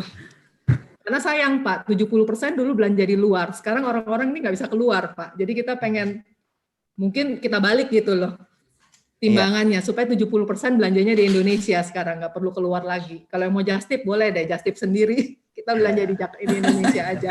Tapi di toko di Jakarta gitu atau di Indonesia? Iya, tokonya di Jakarta, jangan just tip di luar negeri gitu. Iya benar. Oke, siap. Pak Justinus ada yang mau ditambahin dulu nggak Pak? Sebelum mungkin ada yang mau komentar lagi. Iya, saya respon sebentar. Terima kasih banyak untuk masukannya. Mas Didit betul. Tidak sekedar jangka pendek ya. Sekarang ini seolah-olah semua selesai dengan webinar gitu kan. Setelah itu bubar lagi dan mulai dari nol. Nah, kalau kita baca Undang-Undang Omnibus Law itu, Omnibus Law itu ya, itu ada yang bagus dan jarang dibaca. UMKM itu mahkotanya Cipta Kerja. Karena saya terus terang, saya ikut menjadi bagian dari awal yang menyusun klaster UMKM. Jadi saya tahu persis kita harus berpihak pada UMKM. Yang penting apa? Ada perubahan yang sangat mendasar, yaitu rezim perizinan. Sekarang itu diganti dengan rezim resiko. Yang pakai izin yang beresiko tinggi. Kalau UMKM itu udah pasti nggak beresiko tinggi, jadi nggak perlu izin. Cukup memberitahu nanti kalau saya berusaha. Cukup. Ya. Dan ada nomor identitas atau nomor induk berusaha yang tunggal ya. Itu bisa digunakan untuk semua layanan. Tidak perlu ngeteng nanti itu. Tadi kalau ngeteng layanan banyak sekali nanti jadi mahal. Maka dibuat satu. Namanya ngurus izin yang prinsip atau registrasi cukup satu dapat semua. Itu penting. Lalu yang kedua, di Cipta Kerja ada mandat yang sifatnya mandatori, pemerintah harus mendorong kemitraan. Perusahaan besar termasuk terutama penanaman modal asing itu harus bermitra dengan UMKM. Tidak boleh mengabaikan UMKM. Lalu yang penting lagi adalah mandat dalam undang-undang ini, perintah ini. Pemerintah harus menyediakan fasilitas atau kemudahan bagi pelaku UMKM. Antara lain dukungan pembukuan, pencatatan, lalu aplikasi, dan marketing atau pemasaran. Ini mandat, tidak boleh diabaikan oleh pemerintah karena ini perintah undang-undang. Jadi sifatnya mandatori dan ini penting. Lalu yang mendorong ini lagi adalah prakerja yang sayangnya karena COVID harus dimodifikasi. Itu kan konsep bagus untuk improvement. Sehingga kita itu mau migrasi dari yang selama ini paradigmanya labor menjadi entrepreneur. Itu yang kita dorong, maka ada prakerja. Dan sekarang itu sudah ada peraturan Menteri Keuangan menyangkut insentif untuk inovasi dan untuk riset. Itu juga diberikan sampai 300%. Ini dukungan yang luar biasa. Nah, untuk retail saya setuju tadi. Kita sudah mulai sebenarnya dari peraturan Menteri Keuangan tentang jasa titip. Sekarang kan dibatasi yang barang bawaan itu kan dibatasi, selebihnya kan harus kena pajak. Iya. 2.500 US dollar itu satu keluarga itu tidak dikenai pajak. Di atas itu kan dikenai pajak. Jadi ini penting kalau individu 500 dolar. Itu penting kenapa? Karena lalu pemeriksaan diperketat juga. Orang yang menggunakan untuk sendiri atau dia membelikan untuk orang lain itu bisa dibedakan. Sehingga kalau beli dari luar kena pajak, ngapain saya beli dari luar? Yang kedua, penghapusan pajak penjualan barang mewah untuk barang-barang branded yang selama ini dibelanjakan di luar negeri. Kan sudah dinolkan semua pajak barang mewahnya. Sehingga harusnya bisa lebih murah. Nah ternyata tidak berdampak kemarin itu. Momentumnya menurut saya saat ini.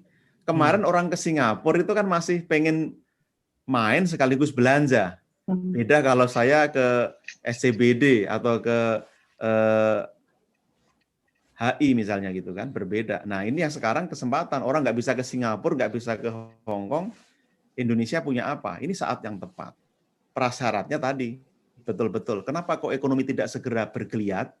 Kami mengidentifikasi karena kelompok menengah atas belum berani berkonsumsi.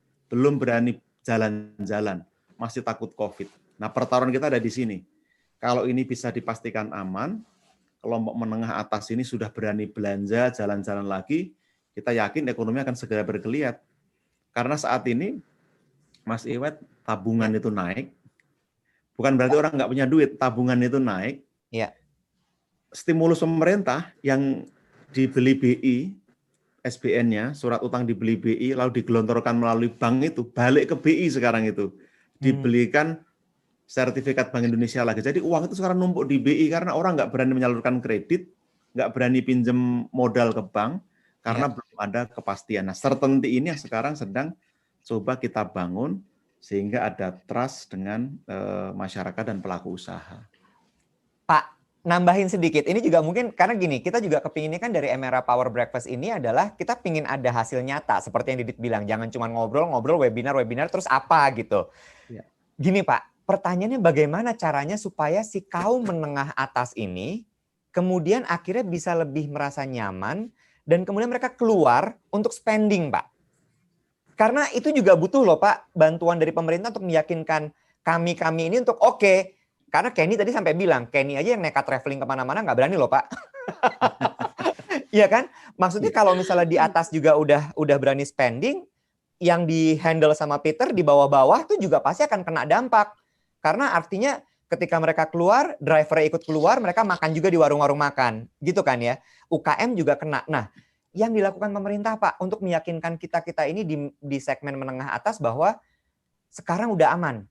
Ayo, ya mungkin bukan aman, tapi kondusif lah untuk kita kemudian keluar, spending, sehingga ekonomi itu berputar. Ya Pak, mungkin untuk tambah aja ya, mungkin kalau dibantu untuk buka-buka toko KFC seperti ini kan rame Pak waktu itu, jadi sales UMKM juga kan. Iya. Dia begitu bisa. Out lotion loh. Ya memang struggle kita di kesehatan. Tapi kan kita melihat retailer mall itu protokolnya sudah bagus sebenarnya. Sudah bagus protokol dan menurut informasi yang kami gali juga dari perkantoran, sebagian besar pegawai yang positif COVID itu bukan yang bekerja di kantor justru, tapi yang work from home. Artinya protokol kantor, protokol mall itu sebenarnya sudah cukup bagus. Nah sayangnya memang ada yang tidak disiplin. Nah sekarang pemerintah struggle di sana, selain meningkatkan kapasitas tes, kemarin meningkatkan tarif atas swab test ya supaya lebih terjangkau. Ya. Lalu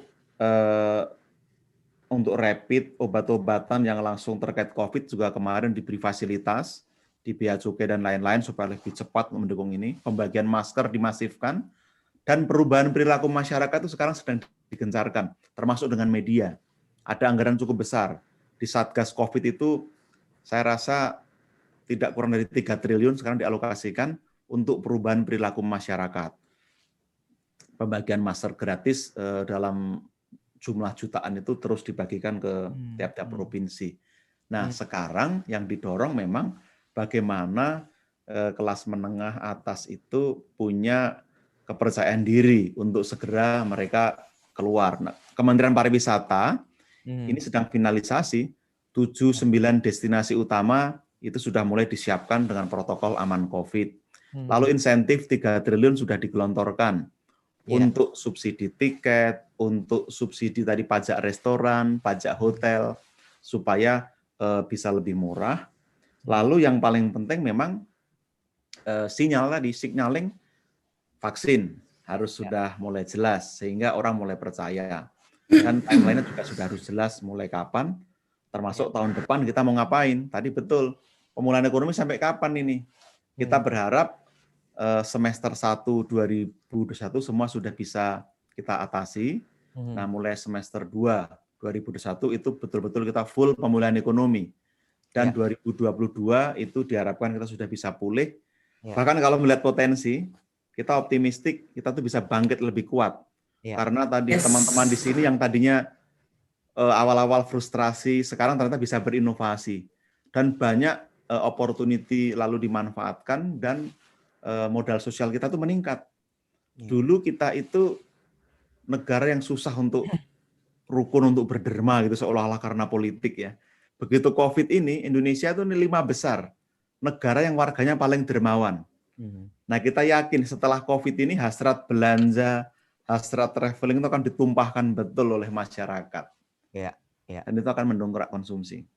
Wet, aku jadi tertarik Pak Yusinus cerita soal euforia atau memang kebuktikan, makanya dari restonya Sean Naughty by Nature itu bisa meledak itu karena sebenarnya kita semua tuh udah rindu untuk bisa lagi kembali normal gitu. Nah, cuma sebetulnya saya pengen tahu karena tadi seperti Pak Yusinus bilang juga soal behavior consumer kita. Mungkin saya nggak tahu nih, Simpir atau Didit atau Peter juga bisa share sebenarnya consumer behavior kita tuh sekarang seperti apa sih? Maksudnya dengan adanya teknologi juga ya, mungkin tidak secara fisik tapi juga dengan bantu teknologi tuh ada perubahan nggak paling tidak di 2 bulan terakhir ini?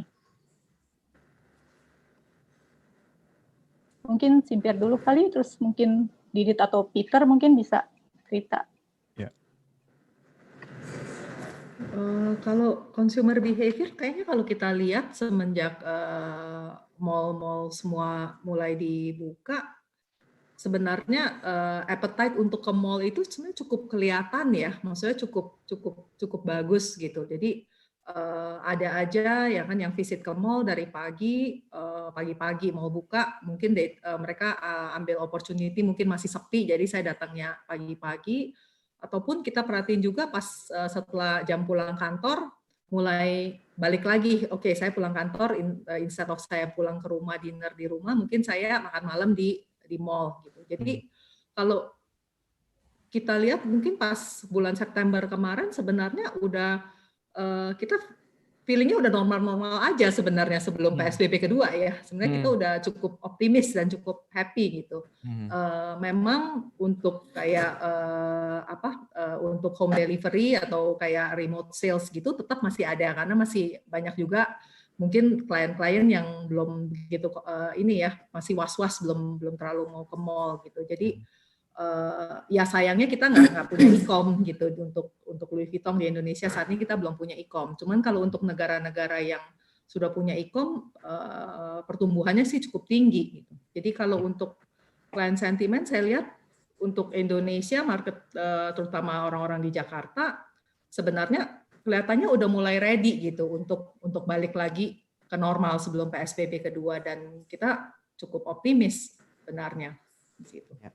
Oke, thank you. Oke. Didit aku tambahin dikit boleh ya? Boleh. Kebetulan kan kalau di project kita itu kan kebanyakan berhubungan dengan F&B retailer ya Bu ya. Jadi memang dampak yang sangat berat itu kita yang di F&B karena satu sebenarnya dine-in itu kan sangat berpotensi untuk memberikan pemasukan yang sangat baik lah ya kepada retailer. Nah kemarin itu waktu kita sebelum PSBB kedua itu sebenarnya kenaikan kita tuh sudah cukup signifikan ke angka 60-70%.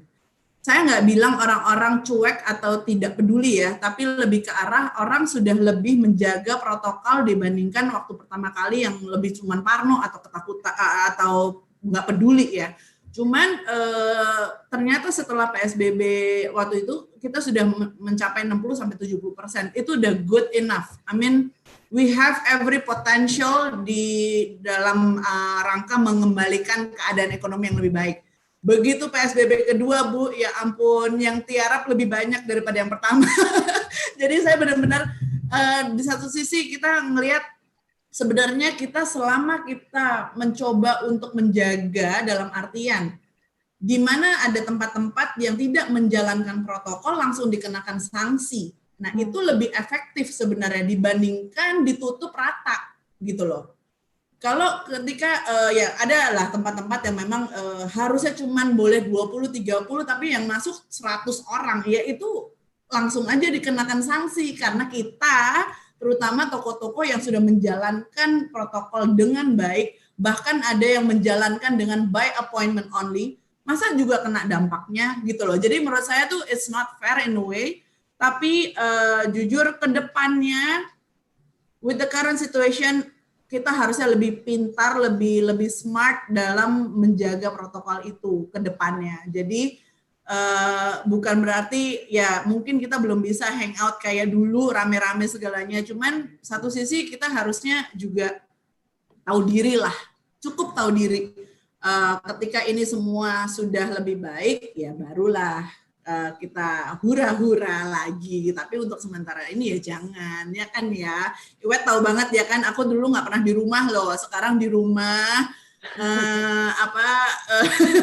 menjaga segitunya, karena jujur this pandemic hits me very bad in many aspect, dari kerjaan, dari hidup, dari jiwa, dari semuanya. Jadi tolonglah, kita yang lebih menjaga, disebar-sebarkanlah ini. Positif bukan berarti tidak realistis, karena keadaannya sangat belum baik lah ya. Cuman in terms of the retail, kita semua udah tahu di mana bisnis kita adalah mendatangkan orang, tapi kita harus jaga, itu aja. Dan benar Pak Justinus, kita terutama yang di office juga kita sangat menjaga protokol itu.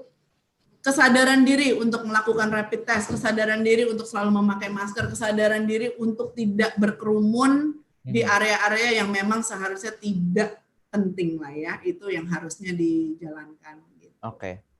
Dit atau Peter? Iya, kalau dari dari IKAT sendiri sih memang pertama itu adalah kita drop banget ya salesnya, karena waktu itu hittingnya itu pas lagi lebaran. Jadi lebaran tuh harusnya pas lagi, biasanya kalau retail brand tuh lagi mencari inilah mencari sales gitu ya. Nah tapi itu nggak berhasil. Nah akhirnya adalah satu yang berubah adalah cara berjualan. Jadi sekarang kita seperti berjualan one on one gitu, Wet. Jadi langsung ke customer, kemudian kita bikin certain kayak katalog gitu. Dan sekarang kan kita juga udah ada e-commerce ya gitu. Jadi memang online-nya lebih ditingkatkan lagi. Tetapi banyak juga klien-klien yang memang modelannya itu nggak mau ribet gitu. Nah buat yang mereka nggak mau ribet ini ya kita mau nggak mau harus menjualnya one on one gitu. Dan sekarang juga memang kalau untuk pasar bridal juga masih ada juga ya gitu. Jadi memang ini yang istilahnya memberikan napas deh buat kita bisa bertahan gitu. Dan juga adalah mungkin pergeseran produk ya, kalau zaman dulu ready to wear-nya jalan, sekarang yang jalan justru jualan masker gitu. Jadi kalau mau dibilang ya memang kayak gitu sih gitu. Nah tapi setuju banget dengan tadi yang Mbak Simpir bilang di awal, bahwa sekarang ini bukan move on, tetapi bagaimana kita bisa perform gitu. Karena memang ini yang akan kita embrace, kayak tadi Jessa bilang, sekali lagi udah 3 kali nih Jess. Jessa bilang adalah embrace the newness, mau nggak mau, we have no choice gitu. Jadi memang mau nggak mau ya kita harus embrace gitu. Dan mungkin juga seiring berjalan waktu adalah memang retail, apakah itu yang produk lokal maupun internasional, kita harus support semua. Kenapa? Karena yang bekerja untuk produk internasional pun kan juga orang-orang Indonesia gitu. Jadi menurut aku juga ini yang memang kita nggak boleh left behind gitu, nggak cuman UMKM lokal, tetapi bagaimana agar para international brand ini tetap memiliki trust ya dengan Indonesian market gitu. Karena zaman dulu aku masih kerja di retail international brand, itu pasar Singapura, Malaysia itu di atas 70% itu customer base mereka tuh dari Indonesia gitu ya. Jadi ya untuk saat ini adalah yang dibangun adalah kita optimisme, positivity, dan juga bagaimana, tapi tadi ya yang Jessa bilang, again Jessa gila, gue gak ngerti gimana, lo bilang tadi adalah positivity with realistic gitu. Nah ini yang mungkin nanti dari pemerintah dan juga kita sebagai pelaku itu ya yang harus building trust-nya gitu, bagaimana caranya mungkin bikin video tentang ini District 8 biasanya lu mau ke sini lo aman deh gitu, karena di sini protokol kesehatan udah baik gitu. Dan juga ini bagus banget kita karena ada MRA Media, karena semua orang sekarang kan ngeliatinnya dari media. Mungkin juga nanti dari MRA juga bisa memberikan bahwa it's okay to shop gitu, it's okay to shop, it's okay to shopping segala macam dan gini dan segala macam, as long as ya ketika kalian keluar ya harus mematuhi protokol kesehatan gitu. Karena setuju sih memang saat ini kita harus tetap optimis with realistic gitu ya. Iya. Aku tambahin dikit boleh nggak, Dit? Boleh.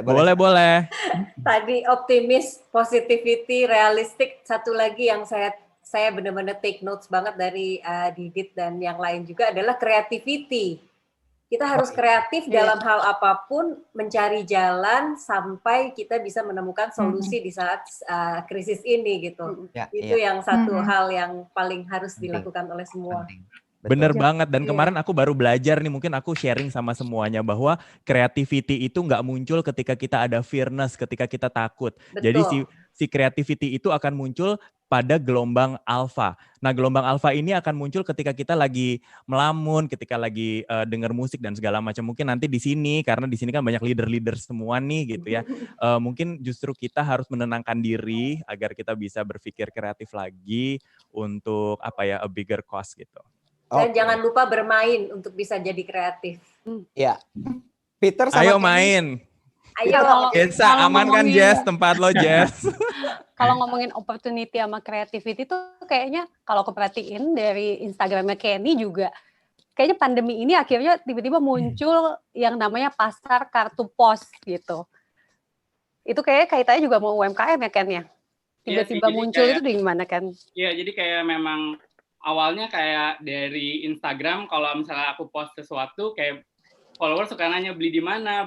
Terus aku pikir kenapa nggak aku coba punya account sendiri buat jualan gitu loh. Karena aku udah nggak bisa jualan trip. Jadi selain blogging, mungkin kalau ada yang belum tahu, aku juga bikin trip buat orang lain. Jadi kayak travel consultant. Tapi sejak pandemik udah nggak bisa jualan trip sama sekali.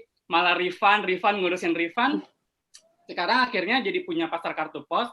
Kerjasama dengan banyak brand-brand lokal, terus consignment, terus yang akhirnya sesuatu yang baru yang aku bikin selama pandemik ini, yang nggak pernah kepikiran sebelumnya itu merchandise. Jadi kayak merchandise line, mungkin kayak orang kangen traveling, dan salah satunya aku kayak bikin peta, print art gitu kayak di belakang beberapa. Jadi kayak ada New York, ada Tokyo, ada London, ada Jakarta. Jadi ini yang Big Four. Nah, itu yang aku nggak kepikiran gitu loh. Jadi cuma tahu-tahu mungkin karena tadi kayak kata Didit gitu yang kayak di saat alpha mungkin kepikiran apa ya yang bikin supaya mengobati kangen traveling gitu loh. Terus aku juga lagi redecor apartemen. Terus aku pikir it will be nice kalau ada kayak print art yang bagus di kota-kota favoritku gitu loh. Terus aku bikin poster-poster ini, terus yang kayak demand-nya, sales-nya itu buat aku kayak penjualan tiap bulan itu udah sama kayak aku bikin trip buat orang lain gitu. Aku sampai mikir mungkin terus abis pandemik ini selesai, aku nggak mau jualan trip lagi, aku jalan-jalan sendiri. Terus aku jualan lifestyle, produk, dan lain-lain. Jadi kayak kreatif banget.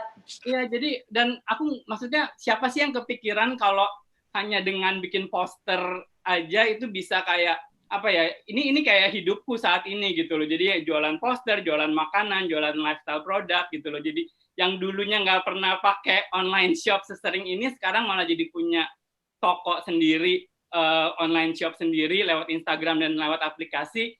Ini yang kayak yang tahun lalu atau even Maret nggak kepikiran bakal jadi hidup, sekarang karena mungkin dalam tanda kutip terpaksa, tapi akhirnya jadi menikmati gitu loh. Mungkin ini jadi kayak lebih bearable karena aku menikmati ini gitu loh, karena aku bisa bikin peta tempat-tempat di New York favoritku di mana, di Jakarta di mana, jadi kayak it's like traveling again in a new way aja gitu. Nice one. Keren. Peter, kalau dari intinya kita aku tambahin, intinya kita tuh kita manusia menjadi kreatif kalau kita itu semua kepepet. Benar banget. Ya kan? Ya, Peter gimana? Tebal banget. Ini 2 jam nggak berasa banget, and I have so many ideas running into my mind right now. Iya, dan aku bahkan mungkin nanti lewat Iwat ya, aku mau undang kalian preview sneak preview. Mau. Boleh. Boleh kapan? Siang ini? Langsung gitu. Tapi sebentar. Sebelum kita janjian, Peter dulu. Peter, apa yang mau disampaikan mungkin terkait dengan tadi pertanyaan Mbak Ria juga? Ya, sebenarnya buat saya melihat pandemi ini sebagai momentum ya gitu. Dari satu sisi ada 2 sisi sebenarnya. Dari sisi bisnis sama dari sisi sosial gitu. Kalau dari sisi bisnis, as a entrepreneur kita selalu melihat bahwa setiap challenge itu is an opportunity gitu. Dan saya percaya every life pasti ada krisis. Nah, siapa yang menang atas krisis itu siapa yang jadi the winner sebenarnya. Yeah. So Nah, kebetulan karena krisis ini di Wahyu sendiri kita jadi ada tambahan 2 bisnis unit yang baru gitu. Yang pertama itu kita punya service gimana caranya kita bisa kasih home delivery buat orang-orang yang di rumahan nih, supaya mereka bisa nggak usah pergi lagi keluar, mereka bisa dapat groceries dengan harga murah, kualitas bagus gitu. Terus yang kedua, kita juga akhirnya punya catering business. Catering business ini justru membantu para pemilik warung makan ini jadi mereka bisa tetap produktif.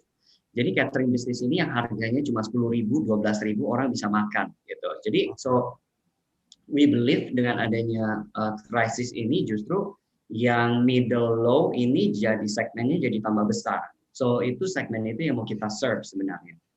So itu dari sisi bisnis. Nah tapi dari sisi sosial kita juga melihat bahwa this is the momentum yang saatnya yang orang berpikir mereka lagi gelap, mereka lagi chaos. So kita justru harus jadi bintang-bintang yang menerangi mereka sebenarnya. So this is our time to shine sebenarnya gitu. Buat mereka yang lagi kalut, buat mereka yang lagi tersesat, buat mereka yang lagi bingung, khawatir. So this is the time buat mereka tahu bahwa ada orang-orang yang bisa kasih harapan sebenarnya. Jadi makanya kenapa di Wahyu sendiri kita nggak akan berhenti bergerak gitu. Kita justru harus selalu berusaha untuk ekonomi jalan lewat apa yang kita punya gitu. Kebetulan memang karena Tuhan menempatkan Wahyu di warung-warung makan, jadi makanya lewat warung makan yang kita pengen supaya bisa jadi berkat buat banyak orang sebenarnya. Very nice. Karena kita tahu warung makan ini sebenarnya porosnya nih, Web. Ya tadi Iwet bilang supir ya makanya di warung makan, buruh-buruh yang buat produksi brand-brand terkenal juga makannya di warung makan gitu. Warung makan akhirnya jadi tempat yang sentral buat mereka, kebutuhan primernya terpenuhi sebenarnya. Makanya warung makan ini akhirnya di new normal ini kita taruh protokol juga. Mereka harus cuci tangan, mereka harus pakai masker, mereka harus pakai sekat. Kita utamain yang bungkus dan sebagainya. Jadi supaya di bawah ini juga mereka aware bahwa pandemi ini harus cepat berakhir sebenarnya. Gitu. Jadi dan terakhir lewat pandemi ini justru kita senang banget. Akhirnya kita saya pribadi juga mengeluarkan yayasan sebenarnya. So nama yayasannya Yayasan Saluran Berkat Mandiri atau disingkat YSBM. Sebenarnya yakin semua bisa makan. Jadi supaya mereka ini permasalahan mereka ini makan itu udah bisa teratasi. Karena kita tahu ya, pada saat Maret April banyak banget tuh yang video-video orang kelaparan, bingung, besok mau kerja di mana, besok mau makan apa, besok mau kasih makan keluarganya apa. Jadi kita ingin supaya lewat warung makan, lewat yayasan ini banyak orang udah deh kebutuhan primernya itu terpenuhi gitu. Nah, sambil contoh ya, kita di yayasan ini kita produksi ada UKM nih. Ini kelihatan nggak nih? Lego, customized Lego gitu. So, jadi setiap pembelian Lego ini kita donasi ke yayasan dan yayasan ini kasih 1 piring buat orang-orang yang mungkin disabled people ataupun orang-orang tua yang mereka nggak bisa kerja supaya mereka bisa makan.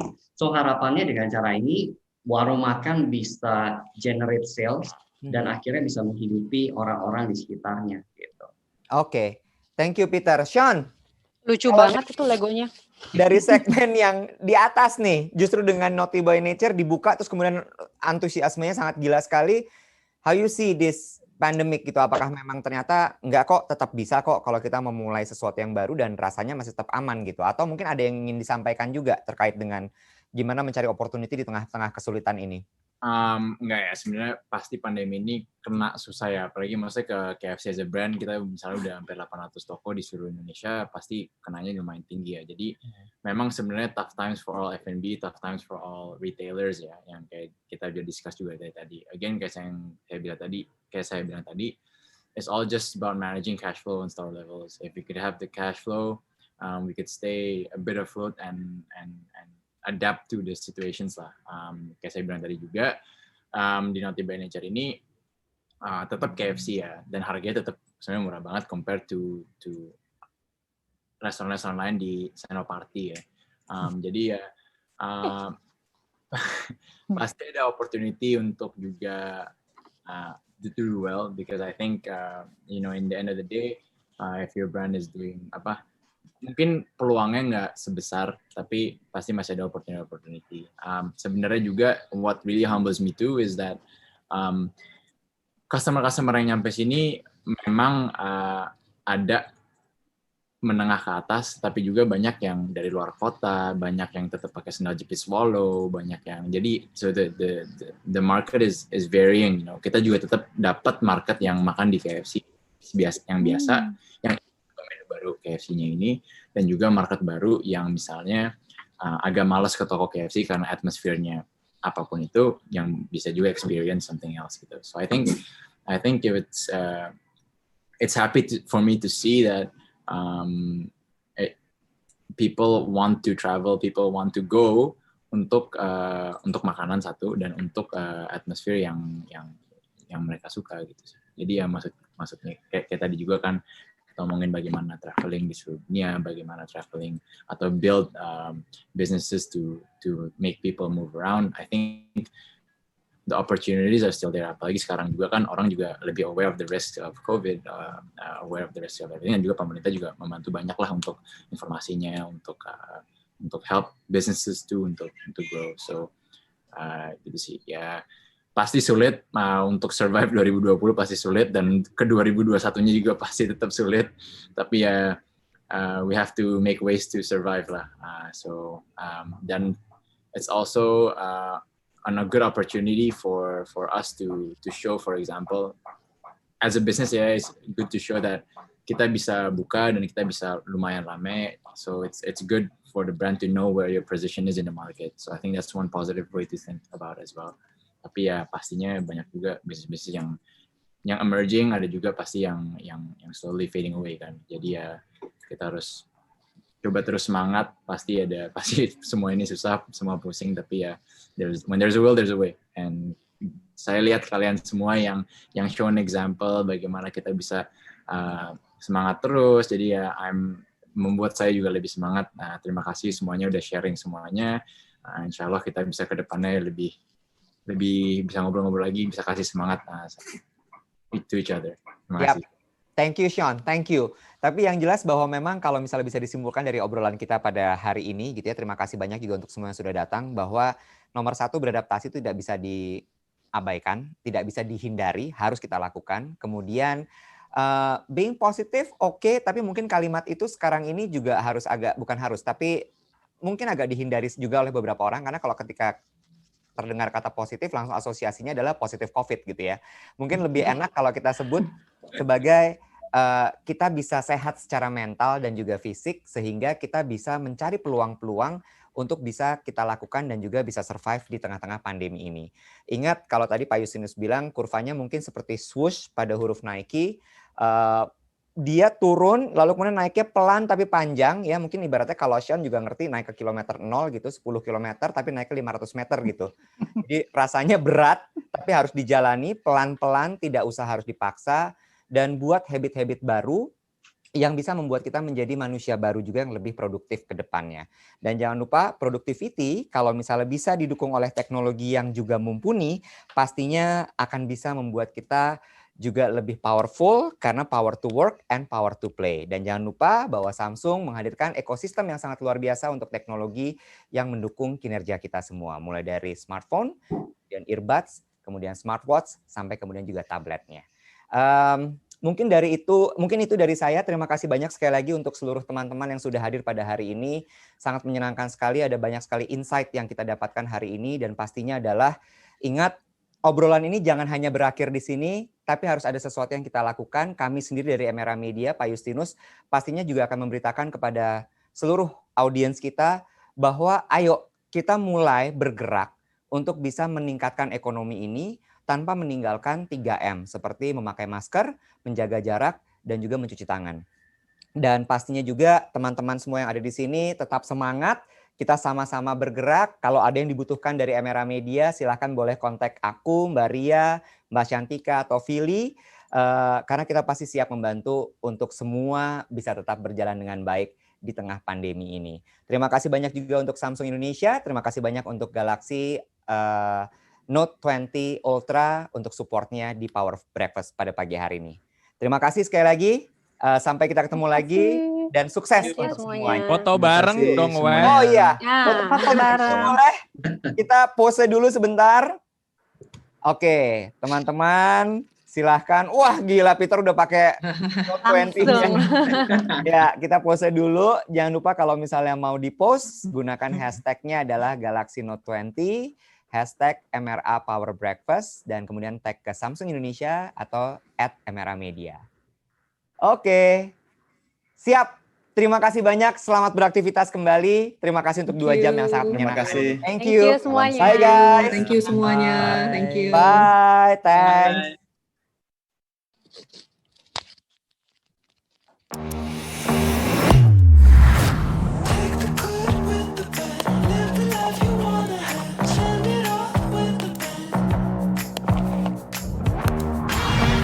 It's looking really good.